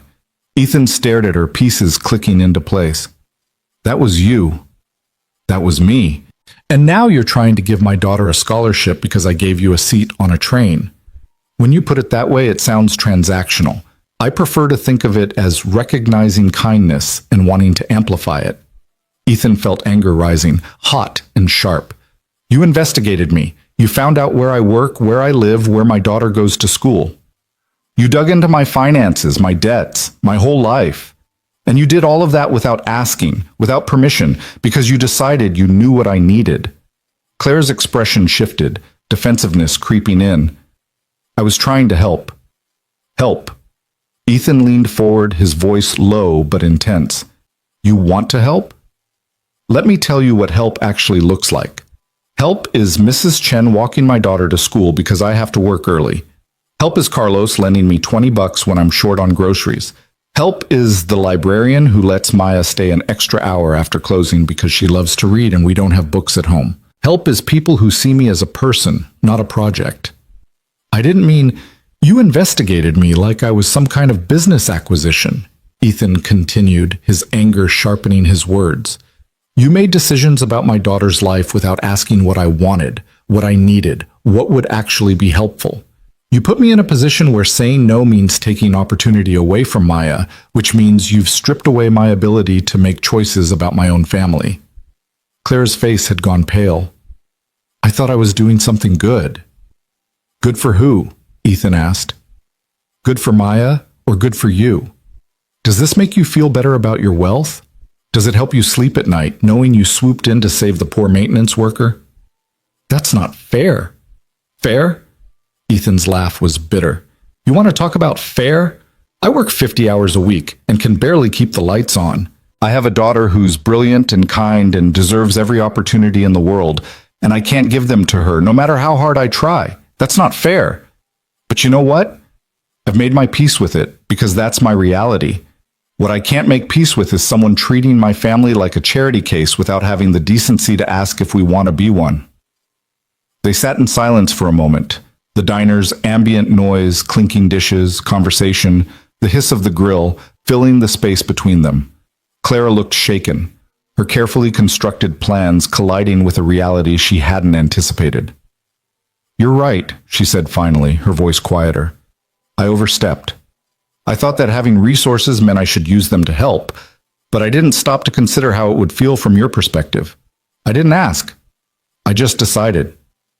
So withdraw the scholarship, Ethan said. Clara met his eyes. I can't do that. Why not? Because despite everything I've done wrong in how I offered it, Maya still deserves those opportunities. The scholarship is real, the funding is there, and turning it down because I made mistakes in delivery would only hurt her. Ethan wanted to argue, wanted to refuse on principle, but she was right, and he hated that she was right. Pride was a luxury he couldn't afford when the cost was Maya's education. Let me ask you something, Ethan said. If I accept this, what do you get out of it? Clara considered the question, seemed to be genuinely thinking about it rather than producing a prepared answer. Honestly, I don't know. Maybe absolution, Maybe the feeling that my money is doing something that actually matters instead of just accumulating. Maybe proof that I'm not as disconnected from basic human decency as I've become. The honesty was unexpected, almost disarming. Ethan studied her face, seeing past the careful composure to something more fragile underneath. She was lost, he realized, rich beyond measure, but lost in a way that money couldn't fix. I don't want to be your redemption project, Ethan said. I know. And I don't want Maya learning that opportunities come from strangers who feel guilty rather than from her own merit and hard work. I understand. But I also can't turn down something that could change her life because of my ego. Clara nodded slowly. So what do you want? If you could design this however you wanted, what would help actually look like? The question caught Ethan off guard. Nobody had ever asked him that before. What he wanted, how he'd solve his own problems if he had the resources. He thought about it, really thought about it, while Clara waited. Transparency, Ethan said finally. No more investigating me behind my back, no more surprises. If you're going to be involved in my daughter's life, we establish boundaries and expectations up front. Agreed. And this isn't about you feeling good. This is about Maya getting what she needs to succeed, which means I get to decide what that is, and you provide support without control. That's reasonable. And one more thing, Ethan said, leaning back in the booth. You want to help? Really help? Then help everyone. Because there are 50 kids in Maya's school who need what she needs. There are families in my building struggling just as hard. You want redemption or absolution or whatever you're looking for? It doesn't come from saving one kid. It comes from fixing the systems that make it necessary to save anyone at all. Clara was quiet for a long moment, processing this. When she spoke, her voice carried a weight that hadn't been there before. You're asking me to do more than write a check. I'm asking you to give a damn about the problem, not just the solution that makes you feel good. That's a bigger commitment than a scholarship. Then maybe you shouldn't have started this, Ethan said. They stared at each other across the worn diner table. Two people from completely different worlds, connected by a moment on a subway train that had seemed insignificant at the time. The waitress came by, refilled Clara's coffee, asked if they wanted anything else. Ethan ordered a coffee he didn't want just to give his hand something to do. I need to think about this, Clara said finally. Not the scholarship, that's yours, no conditions if you want it, but the bigger picture you're painting. I've spent my career believing that efficiency and scale were the answers to everything. You're suggesting something that requires actual engagement, actual understanding, actual presence in communities I've never been part of. I'm suggesting you can't buy your way out of being human, Ethan said. Money's a tool, but it's not a substitute for actually showing up, for actually listening to what people need rather than deciding for them. Claire's phone buzzed on the table between them. She glanced at it, probably some business emergency that would normally command her immediate attention, and turned it face down without responding. The gesture felt significant, a small choosing of this conversation over whatever empire-managing crisis was waiting. Tell me about Maya, Clara said. Not the file I read about her grades and her school. Tell me who she is. It was a peace offering, Ethan recognized, an attempt to do what he'd asked, to see them as people rather than problems to be solved. He could refuse, could walk out of this diner and this uncomfortable conversation and maybe save his pride but lose the opportunity. Or he could try, could meet this flawed gesture halfway and see if something better than its beginning could grow from it. She's 6, Ethan started slowly. She counts everything, stairs, cracks in the sidewalk, how many peas are on her plate. She's obsessed with butterflies right now, keeps drawing them in the margins of her homework. She's terrified of thunderstorms, but pretends she's not because she thinks it makes me worry. She asks questions about her mother sometimes, and I try to answer honestly, even when it breaks my heart. She's the best thing I've ever done, the only thing I've done that actually matters. Clara listened without interrupting, and Ethan found himself continuing, talking about Maya's gap-toothed smile and her fierce loyalty to her stuffed rabbit and the way she hummed when she was concentrating. He talked about the daycare teacher who'd told him Maya was gifted, which he'd known already, but hearing it confirmed had made him cry in his car afterward, because it meant his daughter had potential he might not be able to nurture properly. When he finally stopped, Clara's expression had shifted into something softer, more genuine. She sounds remarkable, Clara said quietly, and it's clear she has a remarkable father. I'm just trying not to mess her up too badly. That's what good parents do. They worry about that. Bad parents never question themselves. They talked for another hour, the conversation gradually losing its sharp edges as they found unexpected common ground. Clara talked about her own childhood, middle class but comfortable, parents who'd believed in education and hard work. She talked about building her first company in her 20s, the 100-hour weeks and the fear of failure, and the slow realization that success hadn't brought the satisfaction she'd expected. I thought if I made enough money, earned enough respect, built something big enough, I'd feel... She trailed off, searching for words. I don't know, complete. But mostly I just feel isolated. Everyone wants something from me, my money, my influence, my endorsement. Nobody just wants to have coffee and talk about their kid. That's because you've constructed your life to make that impossible, Ethan said. You've surrounded yourself with people who see you as Clara Whitmore, billionaire. When was the last time someone was allowed to just see you as Clara? She couldn't answer that question, and her inability to answer was its own response. They parted around 9:30, stepping out into the November cold that bit at exposed skin and turned breath visible. Clara's car was parked down the block, sleek, black, expensive, but understated. Ethan would walk home. So, Clara said, shoving her hands in her pockets, The scholarship, yes or no? Ethan took a breath, made the decision he'd already known he'd make. Yes, but on the terms we discussed, transparency, no control, and you think about the bigger picture. Deal. Clara extended her hand, and this time when Ethan shook it, it felt less like a business transaction and more like the beginning of something he couldn't quite name yet. One more thing, Ethan said. Maya knows I'm meeting with someone about school funding. She's going to want to meet you to say thank you because that's how I'm raising her. You up for that? Clara looked genuinely nervous for the first time that evening. I've never been good with children. You just have to show up and be honest. Kids have excellent radar for bullshit. That's what I'm afraid of. Despite everything, Ethan smiled.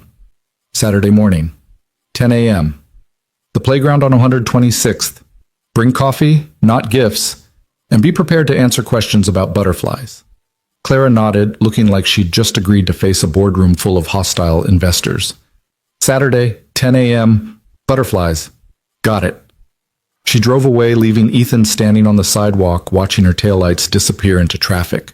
He felt exhausted, but also strangely energized, like he'd survived something dangerous and come out the other side changed. He'd stood his ground, had refused to be diminished by someone else's charity, had demanded to be seen as a person rather than a problem, and somehow, impossibly, she'd listened. The walk home took 10 minutes, but Ethan's mind was already jumping ahead to Saturday, to explaining this to Maya in a way that preserved both her excitement and his boundaries. To introducing his daughter to a woman who could change their lives, but only if she learned to do it the right way. Mrs. Chen was watching TV in her apartment. Door cracked open the way she always kept it when watching Maya. She saw Ethan pass and called out softly, "Everything okay?" "Yeah," Ethan said, stopping at her doorway. "Everything's complicated, but okay." "Complicated can be good," Mrs. Chen said with the wisdom of someone who'd lived long enough to know that simple was overrated. Simple usually means nothing is changing. "When did you get so philosophical?" "Same time you got so stubborn." She smiled at him, affection warming her lined face. "Maya had good evening. We made flashcards for her spelling test. She is sleeping since 8 o'clock. "Thank you, Mrs. Chen. I don't know what I'd do without you." "You would find a way," she said simply. "That is what good parents do. But it's nice you do not have to find out." Upstairs, Ethan checked on Maya, still sleeping soundly, rabbit clutched close, and then collapsed on his own bed with his clothes still on. He should shower, should prepare tomorrow's lunches, should do all the small maintenance tasks that kept their life running. Instead, he just lay there, staring at the ceiling, processing the evening's conversation and its implications. He'd accepted help. He'd set boundaries. He'd demanded respect and somehow received it. In the morning, he'd have to figure out what came next. How to navigate this strange new relationship with a woman who had more money than he could conceptualize, but less understanding of basic human connection than Maya did. But for now, in this moment, Ethan let himself feel something he hadn't felt in years. Cautious hope. Not that everything would suddenly be easy, not that money would solve their problems, but hope that maybe, just maybe, they didn't have to do this alone anymore. That accepting help didn't mean surrendering dignity, that somewhere between his pride and Clara's wealth, they might find a way forward that honored both their humanity. It was a fragile feeling, easily broken, but it was real. And real was enough to build on, even if the foundation was still shaky. Saturday morning arrived cold and bright, the kind of November day where the sun looked warm but the air had teeth. Ethan woke at his usual time despite not needing to work, that internal alarm clock that wouldn't shut off even when given permission. He made pancakes for Maya, just Bisquick and water, nothing fancy, but she loved them anyway, drowning them in the cheap syrup that came in a plastic bottle shaped like a cabin. "So remember what I told you," Ethan said as Maya chewed enthusiastically, syrup on her chin. "We're meeting a friend at the playground this morning. Her name is Ms. Clara, and she's helping with some of your school costs." Maya swallowed, her expression serious. "Like the field trip?" "Like the field trip and other things too, books and supplies and activities." "Why?" It was the question Ethan had been dreading because he didn't have a good answer, at least not one that made sense to a 6-year-old. Because a stranger felt guilty? Because wealth created obligations that money tried to satisfy? Because kindness and control were sometimes hard to tell apart? Because sometimes people who have more than they need want to help people who need more than they have, Ethan said carefully. And as long as it's done with respect, it's okay to accept help. Maya considered this while she cut another piece of pancake. Is she nice? I think she's trying to be. That's different from being nice. Out of the mouths of children, Ethan thought. Yeah, Maya Bird, it is different, but trying is how people become nice, so we're going to give her a chance, okay? Okay, can I bring my butterfly drawings to show her? Absolutely. They arrived at the playground at 9:55, 5 minutes early because Ethan was pathologically incapable of being late to anything. The park was busy with weekend traffic, kids shrieking on the jungle gym, parents clustered in conversation groups, the familiar chaos of neighborhood life on a Saturday morning. Ethan spotted Clara immediately, sitting on a bench at the edge of the playground, 2 coffee cups beside her, looking profoundly out of place in designer jeans and cashmere. That's her, Ethan said quietly to Maya. Remember your manners. They walked over, and Clara stood as they approached, her nervousness visible in the way she clutched her coffee cup a little too tightly. Up close, without the armor of her office or even the neutral ground of the diner, she looked younger somehow, more uncertain. Ms. Clara? Maya said, because Ethan had taught her to introduce herself properly. I'm Maya Brooks. Thank you for helping with my school. Clara blinked, clearly not expecting such direct courtesy from a 6-year-old. You're welcome, Maya. It's nice to meet you. I brought drawings, Maya announced, pulling her folder from her backpack. Daddy said you might want to see my butterfly pictures. I would love to see them. They sat on the bench, Maya between the 2 adults, and she proceeded to give Clara a detailed tour of her butterfly portfolio.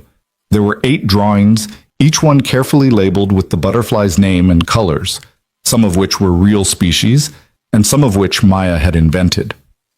Clara listened with what appeared to be genuine interest, asking questions about wing patterns and habitats, and Ethan felt some of his tension ease. This one's my favorite, Maya said, pointing to a drawing of a monarch. They migrate thousands of miles, did you know? All the way to Mexico. Miss Roberts said they're like tiny adventurers. That's remarkable, Clara said. Do you want to be an adventurer when you grow up? Maya thought about this seriously. I want to be a scientist who studies butterflies, but also maybe a teacher or someone who helps people. I haven't decided yet. You have time to figure it out. That's what Daddy says. Maya looked at her father with complete trust. He says I can be anything I work hard enough to become. Clara's expression shifted, something complicated passing across her face. Your dad's right, and he's doing an excellent job raising you. I know, Maya said simply. He's the best dad in the world. Ethan felt his throat tighten. He'd spent years wondering if he was enough, if his best was anywhere near good enough, if Maya would grow up resenting what he couldn't provide. But here she was, 6 years old and absolutely certain of his worth, and it was almost too much to bear. Hey, Maya Bird, Ethan said, his voice slightly rough. Why don't you go play for a bit while Ms. Clara and I talk? Stay where I can see you, okay? Okay. Maya gathered her drawings, gave Clara a smile that was pure sunshine, and ran off toward the swings. For a moment, neither adult spoke. They just watched Maya pump her legs, gaining height, her laughter carrying across the playground. She's extraordinary, Clara said finally. Yeah, she is. And you're doing it alone. Not entirely alone. I've got Mrs. Chen and Carlos at work, and the librarian who lets Maya stay late. It takes a village, like they say. Ethan paused. But, yeah, mostly it's just us. Clara handed him one of the coffee cups. Good coffee, he noticed, from one of those expensive cafes where a small costs $6. I spent the last 2 days thinking about what you said, about helping everyone, not just one kid, about fixing systems instead of just treating symptoms. And I think you're right, but I have no idea how to actually do that. Clara turned to face him, her expression more open than it had been at the diner. I know how to build companies, how to read markets, how to make money efficiently. I don't know how to help communities. I don't know what people actually need versus what I think they need. Every time I've tried to do philanthropic work, it's been from a distance. Write a check, attend a gala, approve a grant proposal, never getting my hands dirty, never really engaging. So engage, Ethan said. How? Ethan sipped his expensive coffee, watching Maya share the swings with another little girl, the two of them taking turns pushing each other. You want the honest answer? You shut up and listen. You don't come in with solutions already figured out. You don't assume you know better because you're rich. You sit down with people who are living these problems every day, and you ask them what would actually help, and then you believe them when they tell you. That's harder than it sounds. Everything worth doing is harder than it sounds. Clara was quiet for a moment, then said, I want to do something real. Not just fund a scholarship program. That's important, but it's still me operating from a distance. I want to build something that actually changes the equation for families like yours. Like mine, Ethan repeated, testing the phrase. You mean poor families? I mean families where hard work isn't enough, where parents are doing everything right and still can't get ahead because the system is rigged against them. It was a more honest acknowledgement than Ethan had expected. Okay, so what are you proposing? Clara took a breath, and Ethan recognized the look on her face. It was the same expression Maya got when she was about to suggest something she wasn't sure would be well received. I want to start a community support program. Real support, not just financial. Childcare assistance, job training, housing advocacy, help navigating systems like healthcare and education. I want to hire people who actually know these communities to run it, and I want you to help me build it. Ethan stared at her. Me? You know what people need because you're living it. You know what actually helps versus what sounds good on paper. You've got credibility in your community that I'll never have. And you're not afraid to tell me when I'm wrong, which is apparently something I desperately need. I'm a maintenance worker, Clara. I don't know anything about running programs or managing budgets or... You know about living on the edge of financial collapse and still managing to raise a remarkable kid, Clara interrupted. You know about navigating systems designed to keep people down. You know about community because you're part of one, not observing it from a penthouse. That's the expertise this needs. Ethan felt dizzy, like the playground was tilting beneath him. This wasn't what he'd expected. A scholarship, yes, maybe some ongoing financial help. But this was asking him to step into a completely different role, to become something other than the maintenance worker struggling to survive. I can't just quit my job, Ethan said. I have bills, responsibilities. Maya depends on... I'm offering you a job, Clara said. A real job, with a salary that would let you stop working 70 hours a week. Benefits, including health care that would help with your medical debt. Enough that you could breathe, maybe for the first time since your wife died. The mention of Jennifer hit Ethan like a physical blow. Clara must have seen it in his face because she winced. I'm sorry, that was... No, Ethan said quietly. It's true. I haven't been able to breathe in 3 years. I've been in survival mode so long I don't remember what normal feels like. So let me help make it possible for you to remember. Ethan watched Maya on the swings, her joy uncomplicated and pure. What would it mean for her if he took this job? More time together, certainly. Less exhaustion, less stress radiating from him that she absorbed even when he tried to hide it. The ability to say yes to field trips and birthday parties and all the small things he currently had to carefully ration. But also working with Clara, whose intentions were good but whose understanding was limited.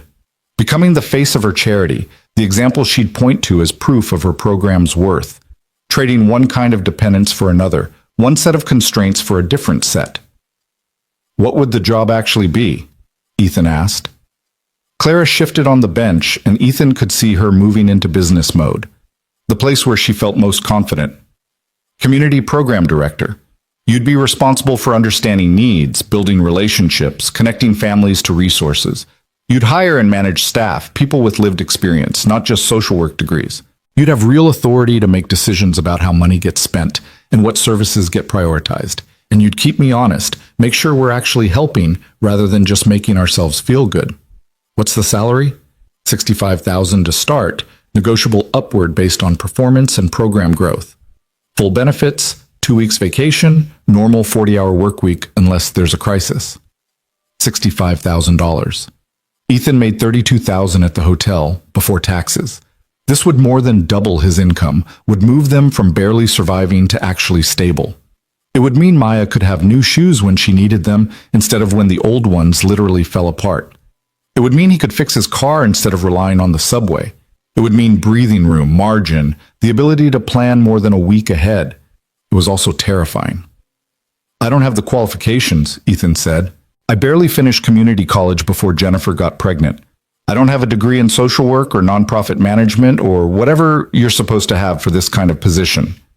You have something better. You have authenticity and lived experience, Clara countered.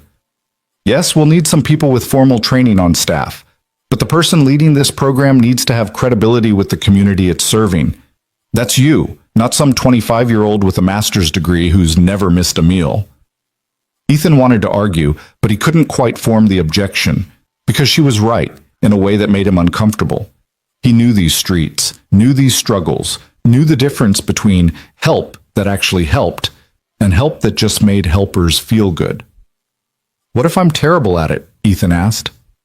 Then we figure it out together, Clara said. Look, I'm not pretending this is simple or that you'll just magically know everything. There'll be a learning curve. But I'd rather work with someone who genuinely cares and has to learn the technical stuff than someone who has all the credentials but no real understanding. Maya ran back over, slightly out of breath, her cheeks flushed with cold and exertion. Daddy, can we go to the library after this? I finished all my books. Sure, sweetheart. Ethan looked at Clara. I need time to think about this. It's a big decision. I know, take whatever time you need. Clara stood, prepared to leave, then hesitated. Can I ask you something? Why'd you give up that seat on the subway? You had your daughter with you. You'd probably been on your feet all day. You had as much right to it as I did.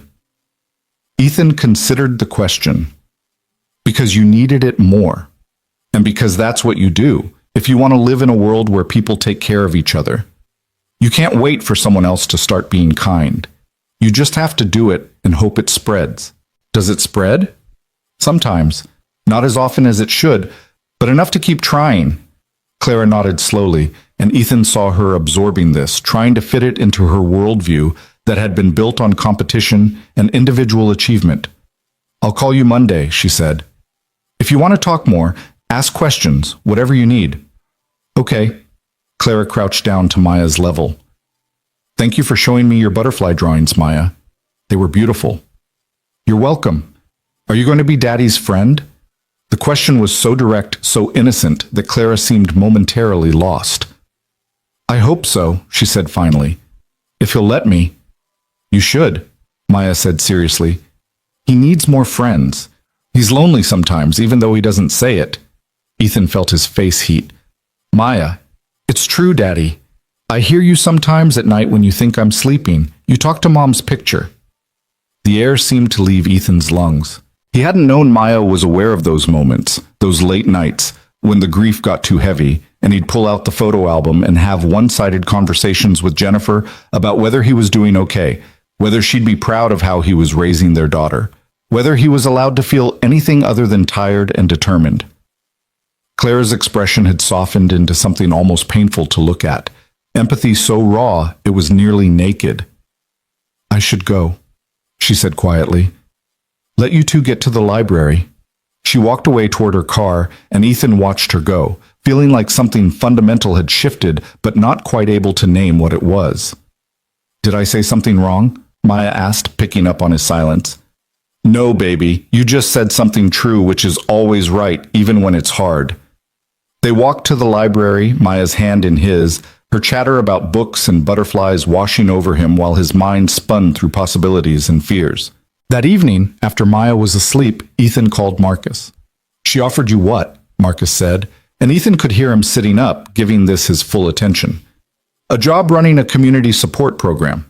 $65,000 a year. Marcus was quiet for a beat. That's more than double what you make now. I know. And you're hesitating because I don't know if I can do it. Because it feels like charity dressed up as employment, because I'm scared of depending on her and then having her decide this whole project was a mistake. Those are all valid concerns, Marcus said carefully. But let me ask you this. If someone else offered you the same job, same salary, same responsibilities, would you hesitate? Ethan thought about it. Probably not. So the issue isn't the job itself. It's that it's coming from her, from this complicated situation you're in where you can't tell where help ends and control begins. Yeah. Okay. So here's what you do. You set very clear boundaries. You get everything in writing. You establish what success looks like, what your actual authority is. What happens if it doesn't work out? You treat this like any other job, with expectations and accountability on both sides.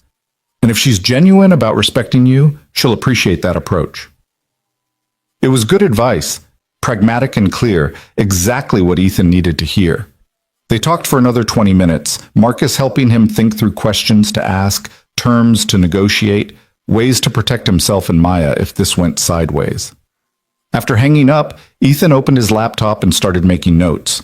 If he was going to do this, he'd do it right, as a professional taking a position, not as a charity case accepting handouts. Clara had said she wanted him to keep her honest, wanted his authentic perspective. Fine. He'd give it to her, starting with establishing a relationship built on mutual respect rather than gratitude and guilt. Monday morning, Ethan called Clara from his lunch break. I want to talk more about the job, he said without preamble, but I have conditions. I'm listening. First, this is employment, not charity. I want a formal contract with clear responsibilities and performance metrics. Second, I want input into the program design before we launch anything. No decisions made without consulting the people we're supposedly helping. Third, I want the authority to hire my own team without you overriding my choices. And fourth, if this doesn't work out for any reason, I want 6 months severance so I'm not left completely hanging. There was a pause on the other end, and Ethan braced himself for pushback. Instead, Clara said, "Those are all reasonable requests. I'll have my attorney draw up a contract with those terms. Anything else?" "Yeah, I want your personal commitment that you'll listen when I tell you something isn't working, even if it contradicts what you think should work. This program lives or dies on whether it's actually meeting needs versus meeting your expectations." "You have that commitment." "Okay then." Ethan took a breath. "When do we start?" "How about next Monday? That gives you time to give notice at the hotel and figure out childcare logistics." "Next Monday," Ethan agreed and ended the call before he could second-guess himself. The next week passed in a blur of logistics and anxiety. Giving notice to Rick was simultaneously satisfying and terrifying. Satisfying because he got to watch Rick's face when he said he'd found a better opportunity. Terrifying because it made this decision real and irreversible. His coworkers threw him an impromptu lunch on his last day, just sandwiches from the deli down the street. But Carlos gave a speech about how Ethan deserved good things, and everyone clapped, and Ethan had to excuse himself to the bathroom because he was dangerously close to crying.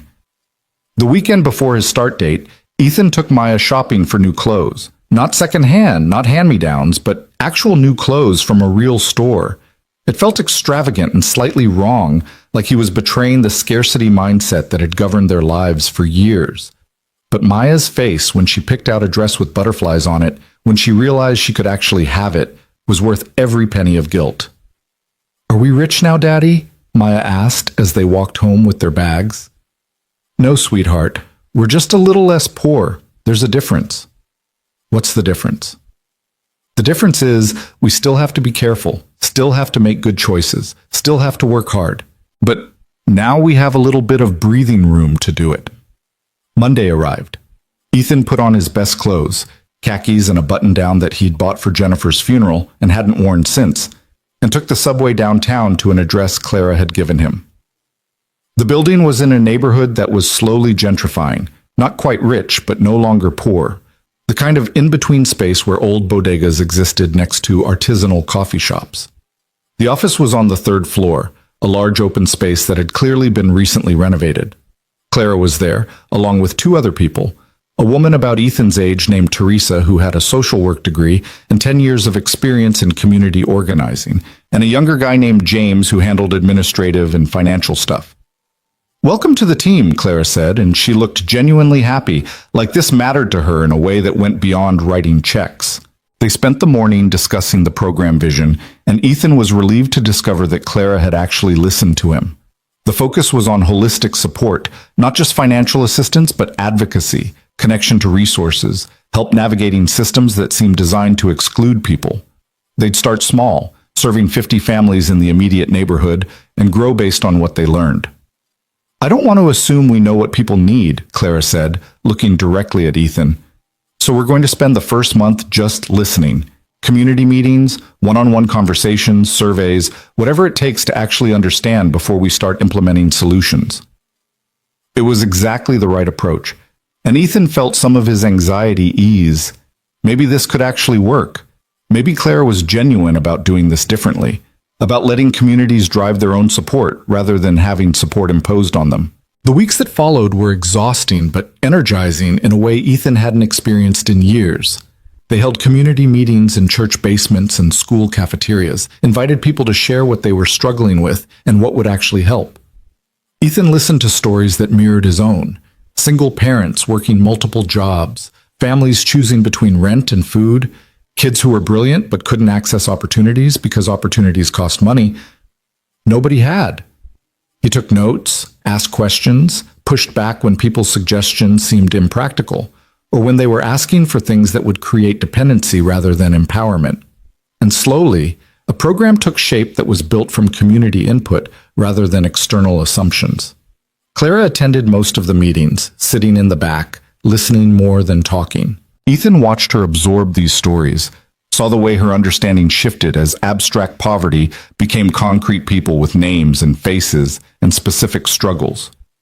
She'd occasionally catch his eye, and he'd see in her expression a kind of awakening, a realization that she'd been operating from profound ignorance despite her good intentions. 3 months in, they launched the pilot program.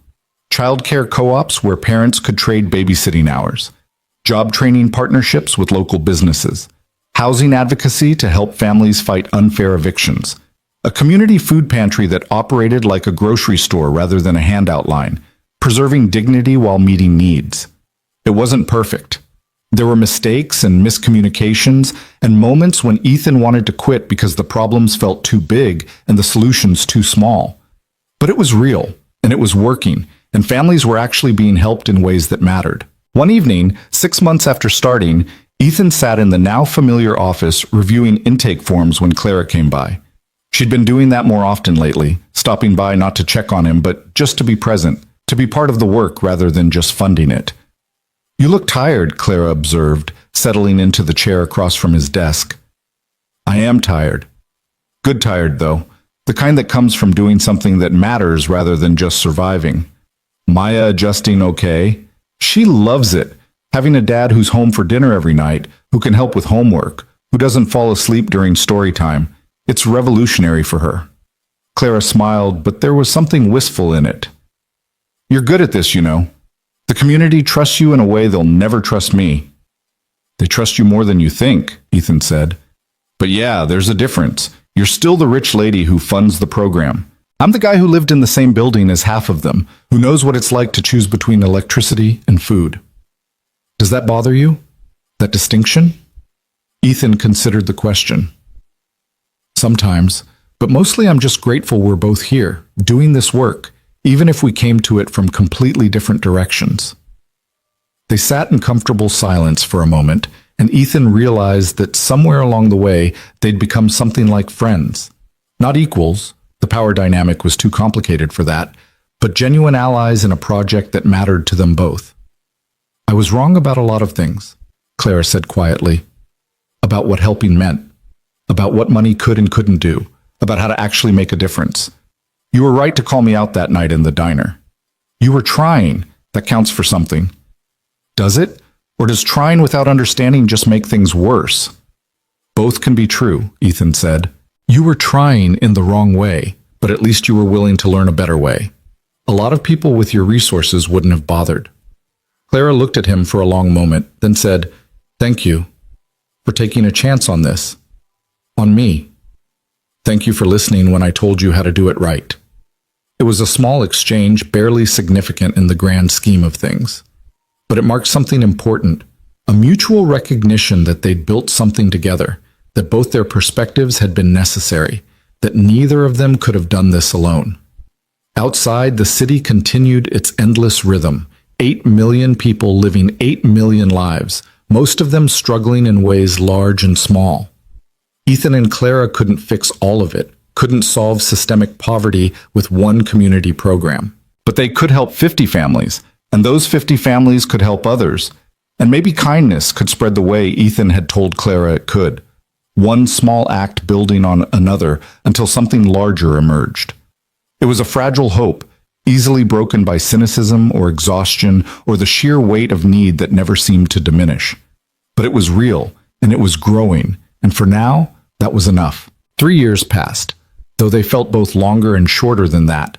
Longer because so much had changed, shorter because the work never stopped long enough to measure the distance traveled.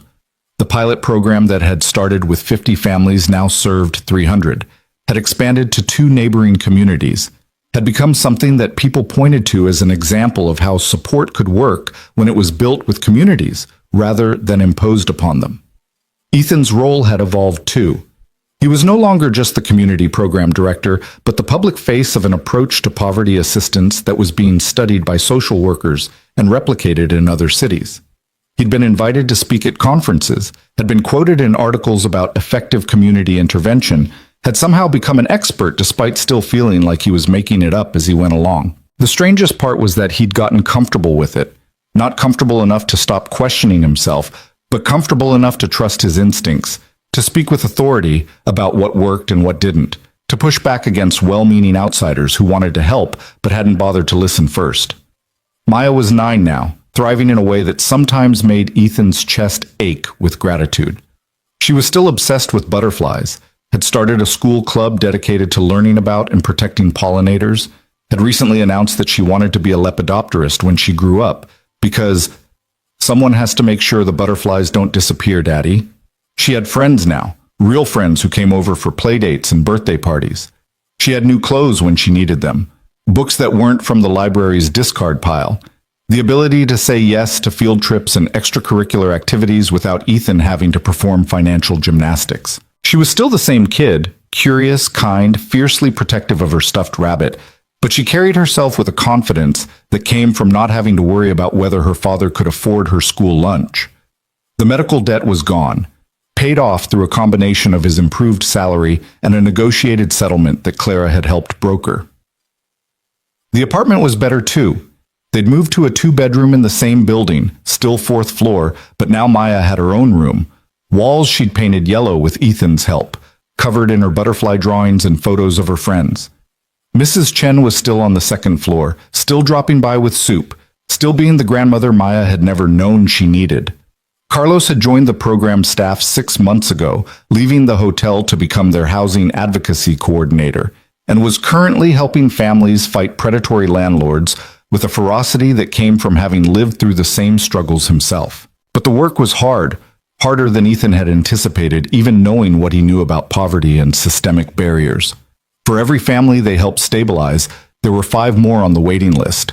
For every small victory, a mother landing a living wage job, a child getting access to therapy, a family avoiding eviction, there were defeats that cut deep.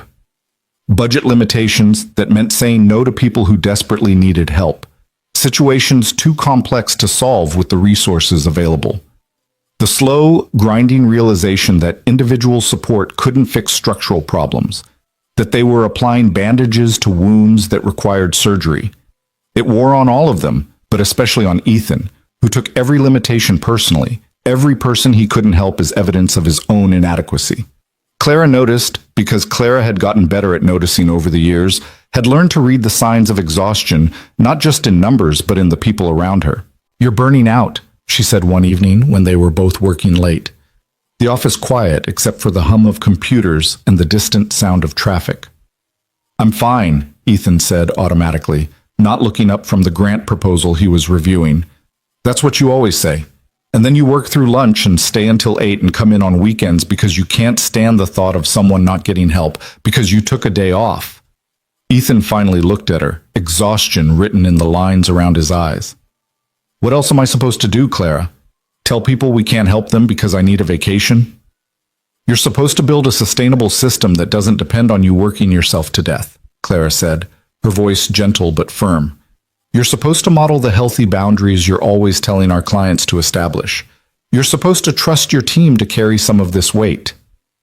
The team is already stretched thin. Then we hire more people. We expand capacity. We fundraise. We partner with other organizations. We get creative. What we don't do is sacrifice your health and your relationship with Maya because you've decided you're personally responsible for solving every problem. It was the mention of Maya that broke through Ethan's defenses. He set down his pen, rubbed his eyes with the heels of his hands. She asked me yesterday if I was mad at her. Claire's expression shifted into concern. Why would she think that? Because I've been distracted, short-tempered, not really present even when I'm home. She notices everything, always has, and she's learned to blame herself when adults are stressed because that's what kids do. What did you tell her? I told her I wasn't mad, that I was just tired from work. But the truth is, I'm not being the father I want to be right now. I'm not being the father I was able to be once we had stability. I'm so focused on helping other families that I'm neglecting my own. Claire was quiet for a moment, then said something that surprised him. I've been thinking about stepping back. Ethan looked at her sharply. What do you mean, stepping back? Not from funding, the program will always have my financial support, but from day-to-day involvement, I think I've served my purpose here, and now I'm getting in the way more than I'm helping. That's not true. It is true, Claire said firmly. You don't need me sitting in on meetings anymore. Don't need me weighing in on decisions that you and the team are more qualified to make. I've learned what I needed to learn about doing this work with humility and respect. But I've also learned that sometimes the most helpful thing wealthy people can do is write the check and get out of the way. Ethan felt something complicated twist in his chest, relief mixed with something that felt almost like loss. Over 3 years, Clara had become more than a funder or even a colleague.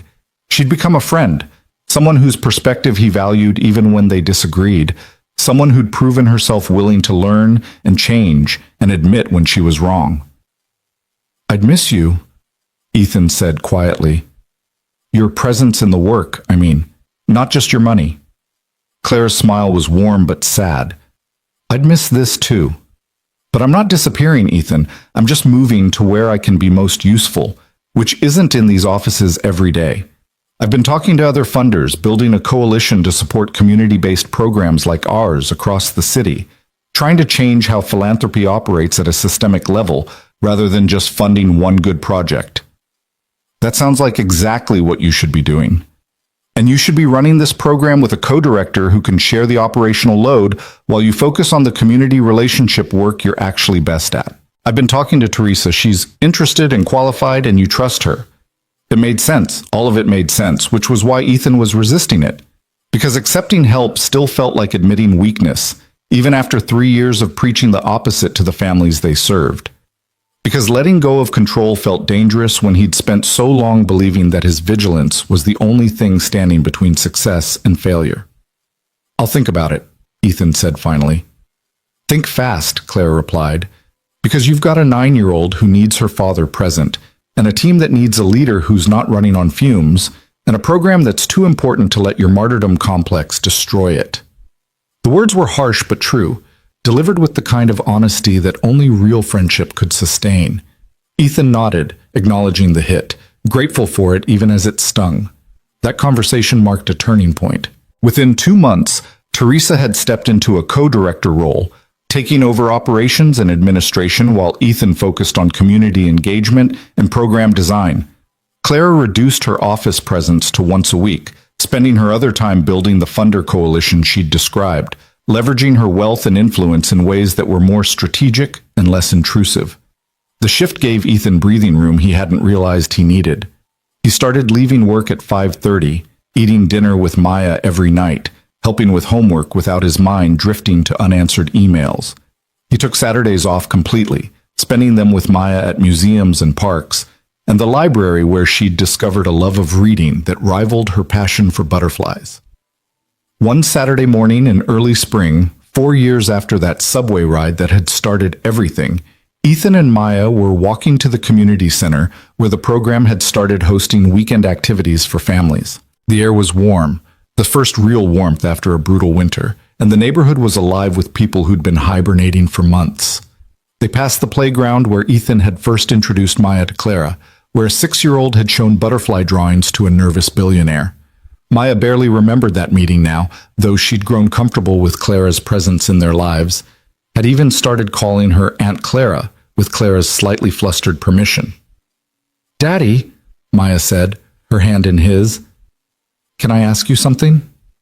"Always, Maya Bird." "Do you remember when we used to be poor?" The question caught Ethan off guard.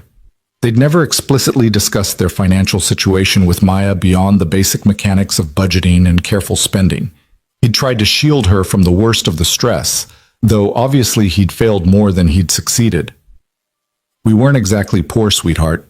We just didn't have much extra." "Mrs.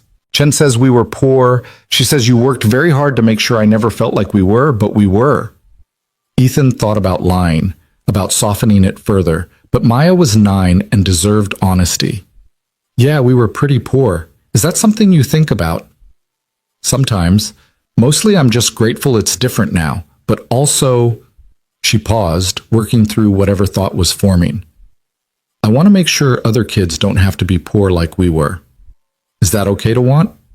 Ethan stopped walking, crouched down so he was at her eye level. "That's more than okay to want, Maya. That's exactly right to want.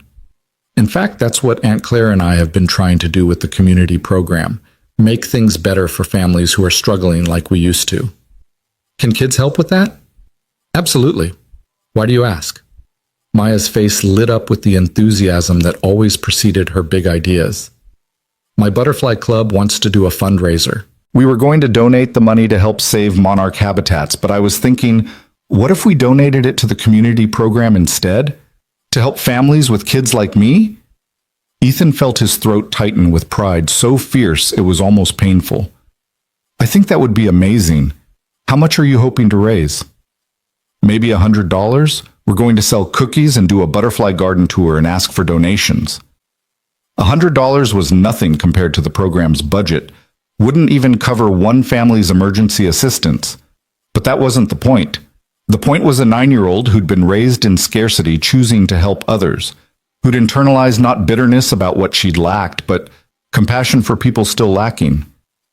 "I think your fundraiser is a great idea," Ethan said, his voice rougher than usual. "And I'm so proud of you for thinking of it. Will you help us plan it?" "I'd be honored to help." They continued walking, and Ethan found himself thinking about cycles, how poverty perpetuated itself through generations, how trauma passed down through families, how scarcity mindset became inherited wisdom, but also how kindness could perpetuate itself, how compassion could be learned and taught, how one person's choice to give up a subway seat could ripple outward in ways impossible to predict. At the community center, the weekend program was in full swing. Children Maya's age and younger were in the art room, covering themselves and everything around them in paint. Teenagers were in the computer lab, working on college applications with volunteer tutors. Adults were in the main room, some attending a financial literacy workshop, others just sitting and talking, taking advantage of the free childcare to have conversations uninterrupted by small voices demanding attention. Ethan moved through the space, greeting people by name, checking in on how things were going, troubleshooting small problems before they became big ones. This was his favorite part of the job. Not the administrative work or the grant writing or the board meetings, but this direct contact with the community, the reminder of why the work mattered. He found Carlos in the housing office, deep in conversation with a young mother who looked exhausted and scared. Ethan recognized that look, had worn it himself for years. Carlos caught his eye, gave a small nod that meant he had it handled, and Ethan moved on. In the kitchen, volunteers were preparing lunch. Today was pasta with marinara sauce, salad, fresh bread from a bakery that donated their day-old inventory. The meal program had been controversial at first. Some board members worried about creating dependency, but Ethan had pushed for it hard because he remembered being so hungry and so proud that he'd skip meals rather than admit need. If families knew they could count on one good meal during weekend programming, they'd show up, and showing up was half the battle. Maya had run off to join the Butterfly Club meeting, where a dozen kids were planning their fundraiser with the fierce intensity of people on a mission. Ethan watched through the window, seeing his daughter explain her idea to the group, seeing them catch fire with it, and felt something settle in his chest that had been unsettled for years. They were going to be okay. Not perfect, not without struggles, but fundamentally okay in a way that had seemed impossible 4 years ago. "Penny for your thoughts," Claire's voice said behind him, and Ethan turned to find her standing there in jeans and a sweatshirt, dressed down in a way that still looked expensive but at least no longer screamed wealth. "Just watching Maya change the world one butterfly at a time," Ethan said. Clara looked through the window, smiled at whatever she saw there. "She's remarkable. You've done an amazing job raising her." "We've done an amazing job," Ethan corrected. "You've been part of her life for 4 years now, Clara. You get to take some credit for how she's turning out." Clara's eyes got slightly bright, and she blinked rapidly. "That's kind of you to say." "It's not kind, it's true. She thinks of you as family, and family shapes who we become." They stood in comfortable silence for a moment, watching the children plan their fundraiser, watching the community center pulse with life and purpose and connection. "I've been thinking," Clara said slowly, "about that question you asked me 4 years ago, about why I cared about your daughter." "I remember. At the time I said it was about paying forward kindness, and that was true, but it wasn't the whole truth."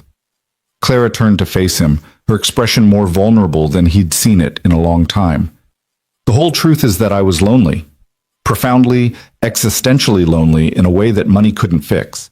I had everything except meaning, everything except connection, everything except a reason to get up in the morning that mattered beyond profit margins and market share. And now? And now I have 3 godchildren in this program who call me Aunt Clara. I have families who text me photos of their kids' graduations and achievements.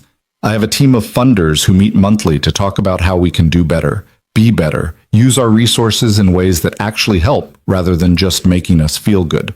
I have a purpose that extends beyond my own comfort." She paused, then added quietly, "I have friends who see me as Clara, not Clara Whitmore the billionaire. And that's worth more than any amount of money I've ever made." Ethan felt the truth of this settle between them. 4 years of complicated relationship distilling into something simpler and more genuine. "You're not the same person who tracked me down and tried to throw money at my problems," he observed. "And you're not the same person who gave up a subway seat because that's what you do," Clara countered. "You're someone who's built something that's changing lives, who's proven that poverty assistance can work when it's done with respect and partnership." "We built it together." "Yes, we did." Clara smiled, and it reached her eyes in a way her smiles hadn't 4 years ago, when she'd still been performing competence rather than living authenticity. "And we're going to keep building it. The Funder Coalition is getting serious traction. We've got commitments for programs in 6 more neighborhoods, all using the model we developed here. Community-led, dignity-preserving, focused on empowerment rather than charity." "That's incredible." "It's necessary," Clara said. "One program serving 300 families is good. A movement serving thousands is better. And none of it would have happened if you hadn't called me out that night in the diner, if you hadn't demanded that I see you as a person rather than a project." Before Ethan could respond, Maya burst out of the Butterfly Club meeting, practically vibrating with excitement. "Daddy! Aunt Clara! We're going to do the fundraiser next month, and we're going to make butterfly gardens to sell, and we're going to have a bake sale, and we're going to write letters to people asking for donations, and Ms. Rodriguez says she thinks we could raise maybe even $200. Her enthusiasm was infectious. Her belief that $200 could change the world, both naive and absolutely correct. Because it wasn't about the amount. It was about the lesson she was learning, that helping others was possible and important, that scarcity didn't have to breed selfishness. "That sounds amazing, Maya Bird," Ethan said, pulling her into a hug. "Your club is lucky to have you as a member." "I'm lucky to have them," Maya corrected, because apparently she was 9 going on 40 and had already figured out truths about community that most adults never learned. The afternoon continued, filled with the ordinary magic of people taking care of each other, volunteers reading to children, teenagers helping with homework, adults sharing resources and advice, and the simple comfort of not being alone in their struggles. It wasn't perfect, wasn't anywhere close to solving the massive structural problems that created poverty in the first place. But it was real, and it mattered, and it was expanding. As evening approached and families started heading home, Ethan found himself back outside the community center with Clara, watching the sunset paint the sky in shades of orange and pink that seemed too beautiful for a neighborhood that was still struggling despite all their efforts. "Do you ever wish you could do more?" Ethan asked. Fix everything, not just make small improvements? Every day, Claire admitted. But I've learned that small improvements are how you build toward big change. You don't revolutionize systems overnight. You chip away at them, one community at a time, one family at a time, one child who grows up knowing that kindness and support are possible. That's a long game. It's the only game worth playing. Clara looked at him, and her expression was serious. 4 years ago, I thought I could swoop in and save you. I thought wealth gave me the right to make decisions about other people's lives. I was wrong about almost everything except one thing. You were worth knowing. Your perspective was valuable. And I'm grateful you were patient enough to teach me how to be useful instead of just feeling useful. Ethan considered this, thought about all the conversations and conflicts and slow building of trust that had brought them to this moment. I was pretty hard on you that night in the diner. I needed you to be hard on me. Nobody else in my life was honest enough to tell me I was being a controlling savior instead of an actual helper. Well, for what it's worth, you're an actual helper now. You've learned, you've changed, you've used your resources in ways that actually empower rather than diminish.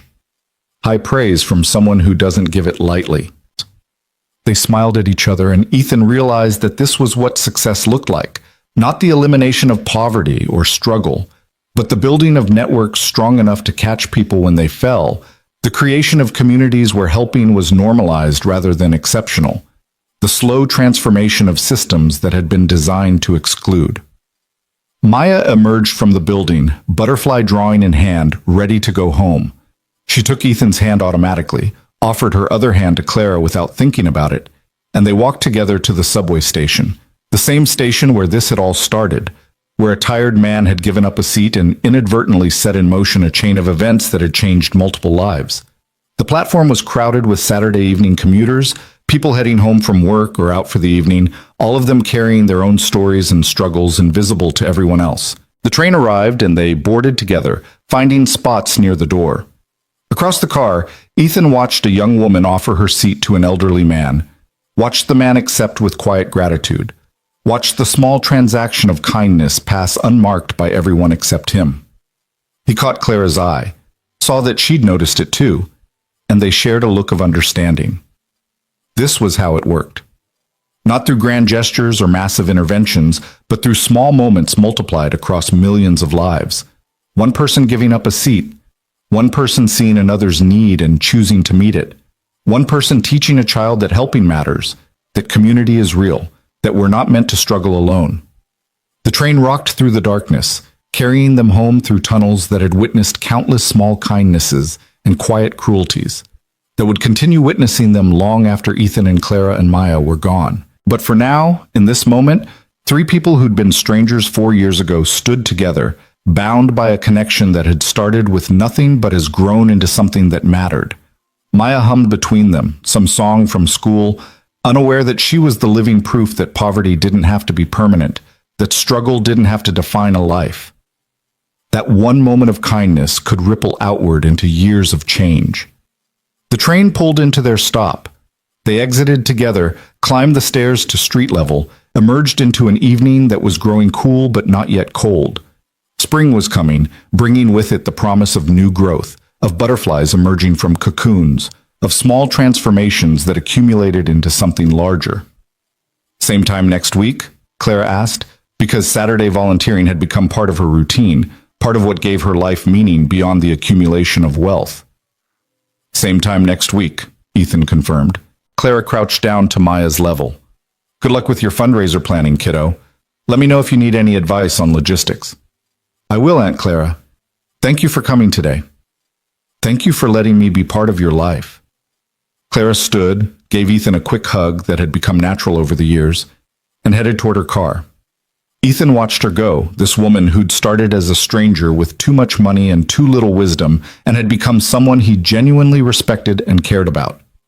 He and Maya walked the remaining blocks to their building, past the bodega with the cat, past the church with the updated sign announcing a community meal program they'd helped establish, past the lot that was finally being developed into affordable housing after years of advocacy.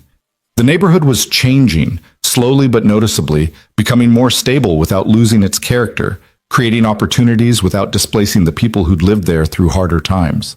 It wasn't perfect. Gentrification still threatened, landlords still tried to exploit, poverty still ground down families despite their best efforts. But it was better, measurably better, and that was worth celebrating. Mrs. Chen was sitting on the front steps when they arrived, enjoying the evening air. She smiled at Maya, who ran over to tell her about the Butterfly Club fundraiser with the enthusiasm of someone who'd never learned that adults might not want to hear every detail of children's projects.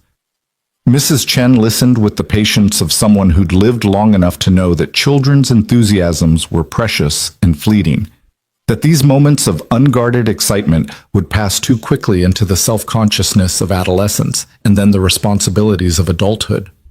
"Very good, Maya," Mrs. Chen said when the breathless explanation finally concluded. "You are becoming someone who helps others. This is the best thing to become. Daddy always says that people who help make the world better. Your daddy is right. He is also someone who helps. You are learning from good example." They went upstairs to their apartment, the one that was clean and warm and felt like home, in a way their old place never quite had despite Ethan's best efforts. Maya went to her room to work on butterfly drawings for the fundraiser. Ethan started making dinner, something simple, pasta with vegetables, but nutritious and plentiful, the kind of meal that was ordinary now, but would have felt like luxury 4 years ago. As he cooked, Ethan found himself thinking about Jennifer, about how she would have loved to see Maya now, confident and kind and full of purpose. He'd stopped having those late-night conversations with her photo, not because he'd forgotten her, but because he'd finally made peace with her absence, had learned to carry the grief without letting it consume him. She would have approved of Clara, he thought, would have appreciated someone willing to learn and change, someone who'd taken her wealth and used it to actually help rather than just to feel good about helping. Jennifer had believed in people's capacity for growth, had been good at seeing potential even when it was buried under layers of selfishness or ignorance. "Daddy," Maya called from her room, "can you come look at this drawing?"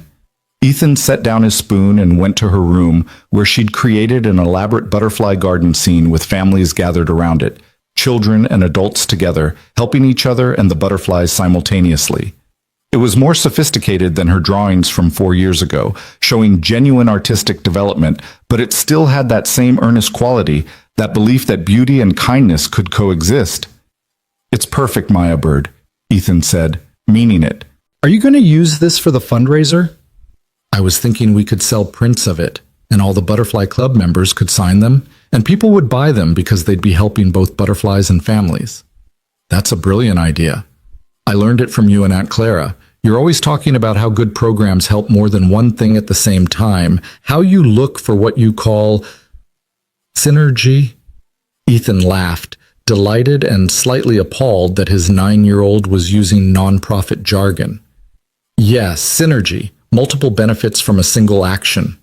"Exactly. So this way, people who care about butterflies help families, and people who care about families help butterflies, and everyone wins." She was going to change the world, Ethan thought. Maybe not in the dramatic ways that made headlines, but in the quiet, persistent ways that actually mattered, teaching by example, helping where she could, building connections that made communities stronger. They ate dinner together, talking about Maya's day and Ethan's work, and the butterfly fundraiser that was growing more elaborate with each conversation. After dinner, they did the dishes together, then settled in for their Saturday night movie tradition, something animated that Maya had picked out from the library. Halfway through the movie, Maya fell asleep against Ethan's shoulder, her breathing evening out into the soft rhythm of child sleep. Ethan let her stay there rather than waking her to move to bed, savoring this moment of peace and closeness, storing it away against the inevitable day when she'd be too old for falling asleep during movies, too independent to want to lean against her father. The movie ended. Ethan carefully shifted Maya into his arms, carried her to her bed, tucked her in with the rabbit and the covers, and a kiss on her forehead. In sleep, she looked even younger than 9, vulnerable and perfect, and Ethan felt that familiar wave of fierce love mixed with terror at how easily it could all be lost. But it wouldn't be lost, he reminded himself. They'd built something stable now, had created a life with margin and support and community. Maya would grow up knowing that struggle wasn't permanent, that help was available, that kindness was real and worth practicing. In his own room, Ethan changed into pajamas and lay down, exhausted but satisfied in a way he hadn't been during those years of constant survival mode. He picked up his phone, saw a text from Clara sent an hour ago. "Thank you for today, for letting me be part of something real. I don't say it enough, but it means everything to me." He texted back, "Thank you for being willing to learn, for seeing us as people, not projects. We built something good together." Her response came quickly. "We did, and we're going to keep building it." Ethan set down his phone and closed his eyes, and for the first time in years he fell asleep without running through the next day's problems, without mentally cataloging crises that needed solving. He just slept, deeply and dreamlessly, secure in the knowledge that tomorrow would come and they'd handle it, whatever it brought. 5 years after a simple gesture on a subway train, two lives that should never have intersected had become permanently intertwined, had created something larger than either of them alone. A program that was spreading across the city. A child who'd learned that poverty wasn't destiny. A billionaire who'd discovered that meaning couldn't be bought, but could be built. A community that was stronger because people had chosen to help each other. It wasn't a fairy tale. There was no magic solution, no sudden transformation of systemic injustice into universal prosperity. The work continued, would always continue, because poverty and inequality were problems too large for any one program or person to solve. But it was real, and it was growing, and it proved that change was possible when people approached it with humility and respect and genuine partnership. And sometimes, late at night when the city was quiet, Ethan would remember that moment on the subway, standing with Maya, seeing a tired woman who needed a seat, making the choice to give it up because that's what you do when you want to live in a world where people take care of each other. He'd had no idea where that choice would lead, had no conception that one small act of kindness would ripple outward into years of connection and change and growth. But that was how it worked, he'd learned. Real change didn't announce itself with trumpets and fanfare. It moved quietly, person to person, moment to moment, building slowly into something substantial enough to bear weight. One person giving up a seat, one person saying thank you, one person choosing to learn instead of assuming, one person demanding respect instead of accepting charity, one child growing up knowing that kindness matters, and somehow, impossibly, all of it adding up to something that looked like hope, like progress, like the beginning of a better way forward. The city slept around them. 8 million people in 8 million lives, all of them struggling and striving, and occasionally, beautifully, choosing to help each other despite having every reason not to. And in that choosing, in that persistent, unglamorous, everyday kindness, was everything that mattered, everything worth building, everything worth fighting for. The story ended where it began, with people on trains, in buildings, on streets, living their complicated lives, and sometimes, when the moment called for it, choosing to see each other's humanity and respond with grace. Small acts multiplied across millions of lives, kindness in motion, spreading forward, one moment at a time.